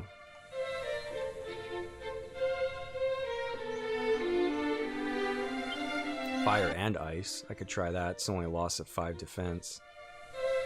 Explosive. Yeah, let's try it out. Whatever. Adam Carolla and Dr. Drew had a great podcast. Oh, yeah, that's right. He has Dr. Drew on every now and then. Dampens fire and ice breath. Yeah, I could try it. The problem is I have to use... I don't know if I should do that instead of Dodgy Dance. Try at least Insulattle, like when I know it's coming. So let's do it when you work late. Yep. Yeah, at least Adam Carolla's still kind of got it these years later. I feel like Jimmy Kimmel just like talks about President Trump all the time. Like that's kind of that's about it. It's like Trump. Oh, no wonder I ran out of MP. I spammed that.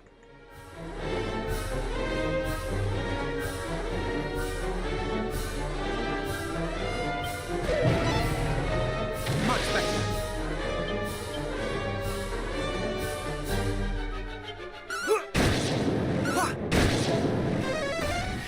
Kaboof!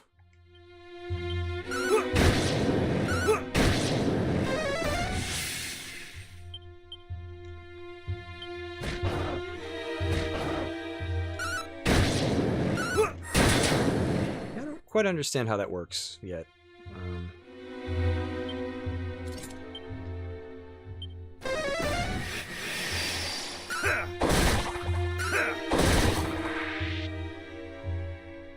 Should I just take it? It's cheaper than worrying about. They had their own podcast and radio show. Oh, they did. Oh, you mean Dr. Drew? Or you mean like Jimmy and Adam? Orange Man Band is about as deep as Kimmel. Yeah, I at least remember when Trump got reelected, and I was like, well, at least these, you know, quote unquote comedians have content for the next like 4 years. I don't know, it's like low hanging fruit. Like I remember everybody was making such a big stink about like that South Park episode where they're like, he's got a small pee-pee, and I'm like, is that really considered funny anymore? Like, isn't that like middle school? I don't know, maybe I'm missing something, but I'm just like, I need, like, I have a deep appreciation for humor that makes me feel like they tried. You know, if it's just like, he got small pee-pee, I'm like, really? That's what I sat through this for? That's not funny. Like, I don't know. Maybe I'm missing something. Just hoping I go before the bugs. Man, that hurts. I have thee now! I have thee now! And now I gotta hope I can heal in time. Adam Drew. Okay, he used to do Sex Talk advice was hilarious. I figured he gave actual decent advice. And Adam was, yeah, Adam is a loose cannon. You never know what he's gonna say. I don't know, I'm gonna go for it. More heal! Much better! Heal goes critical. I kind of wish I had gotten to go second there.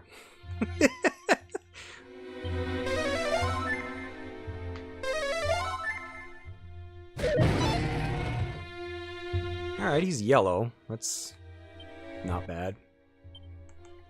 Remember the, there's an episode, what is it, The Man Show? It's too bad! It's too bad for Dad! Get back in the house, old man! Oh, they had so many good ones.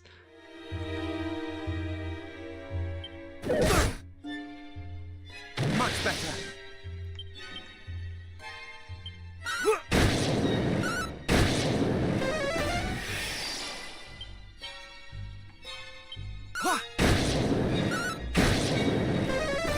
Gotta be close.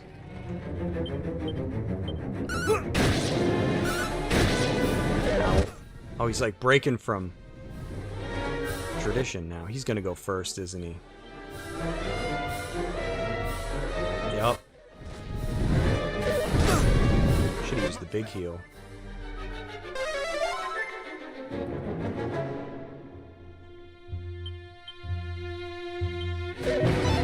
More heal! MP now.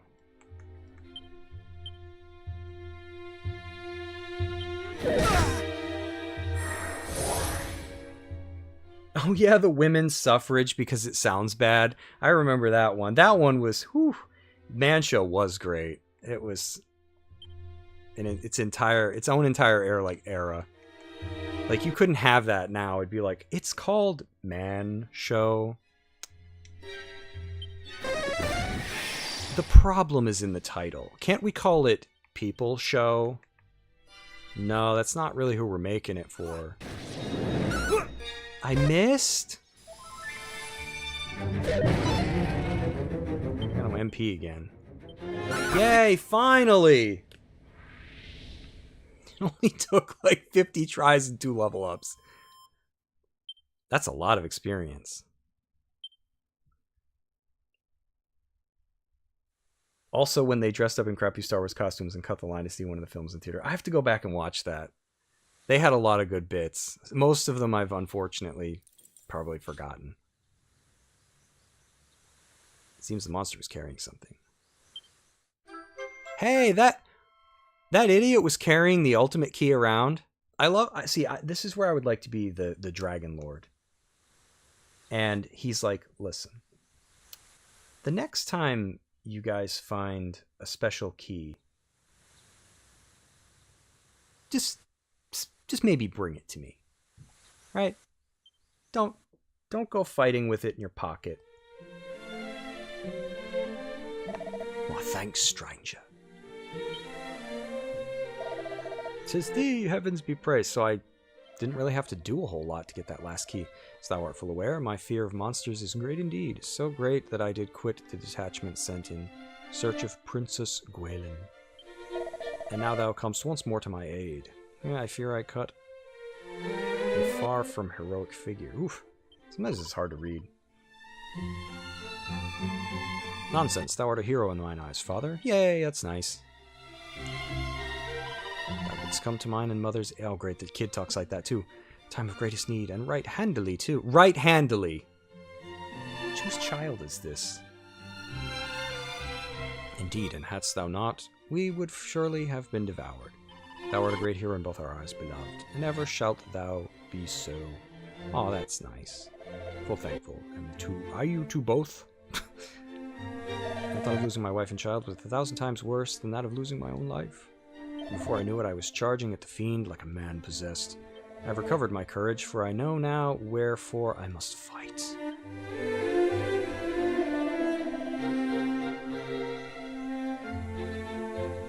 Fight I shall, to protect the two of you, and my home both. Very good. So he didn't get hit that bad, right? He just took a little ding to the back.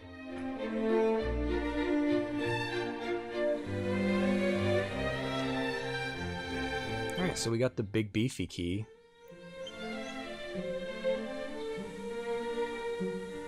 Probably an important item. Ultimate key! I don't know if I'd be able to stay being a hero if I had the ultimate key. I'd be like, man, that's a mighty big bank vault. Just saying. I'm just pointing it out. I'm not going to do anything. I mean, I could, but it's not my greatest treasure, the handkerchief given to me by the bard, Zaelin himself. Those plaguey fiends did burn it to a... Why did they burn your handkerchief? Not the town. Oh, the inn's way up on a hill.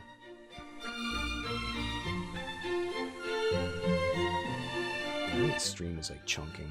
That's been about 3 hours. It's probably good enough. I don't really know how to fix that now. I think my USB ports might be on their way out. My poor laptop's like... It's like grumpy old men. Only thing you ever caught in your life was a virus.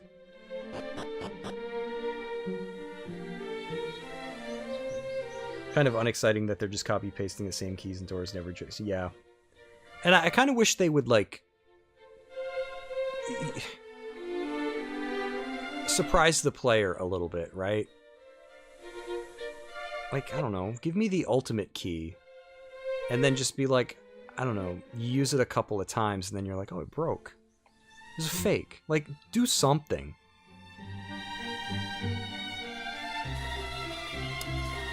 Oh, geez, who should I go rob first?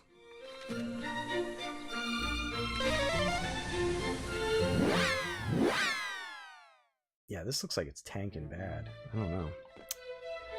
Oof. Time to upgrade by supercomputer.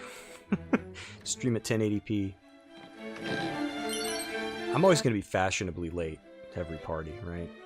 When everybody else is like, dude, my stream's like 8K. 8K, 120 frames a second. I'm like, dude, I got 1080p. I'm there, bro. And then YouTube will be like, 1080p is no longer considered HD. I'll be like, huh, that's Well then. Oh, don't equip it. Oops. My finger twitched. I'm cursed now. I meant to do this.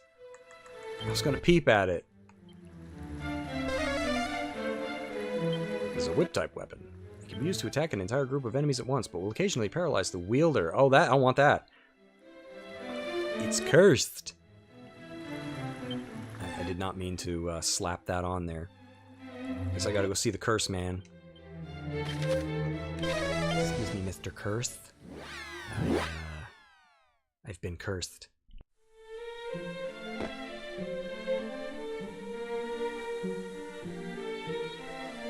Yeah, OBS is telling me my drop frames are at like 3%. Oof. So, I'm gonna get this removed before I forget, and then I'll probably call it. I'll have to take a look into that and see why that's going on. Because I feel like for a while there I was streaming and it wasn't an issue. Alright, let's re-equip my weapon. Put this piece of crap in the bag.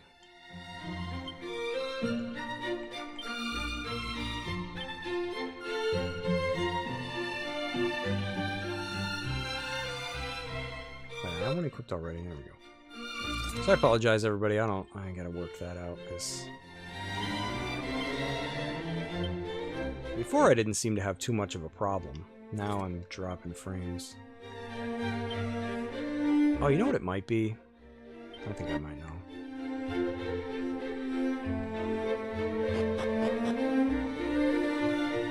I just have to do some troubleshooting. Yeah, I think what it might be due to... The only thing I changed not all that long ago... Let me try to think. When I was recording the voiceover for my Ninja Gaiden 4 review, there was some like slight popping in the audio, which I was like, nope, that's not going in there, because it was noticeable enough. So I increased the audio quality to record, and YouTube might not, I don't remember what I raised it to, but it fixed the problem, but YouTube might not like it. And I forgot to put it back. Now that might not be what it is. I'm just spitballing that because that's the only thing I've really changed. So that's why it comes to mind. Oops, wrong. In the building. But I obviously don't want drop frames at all because it's weird.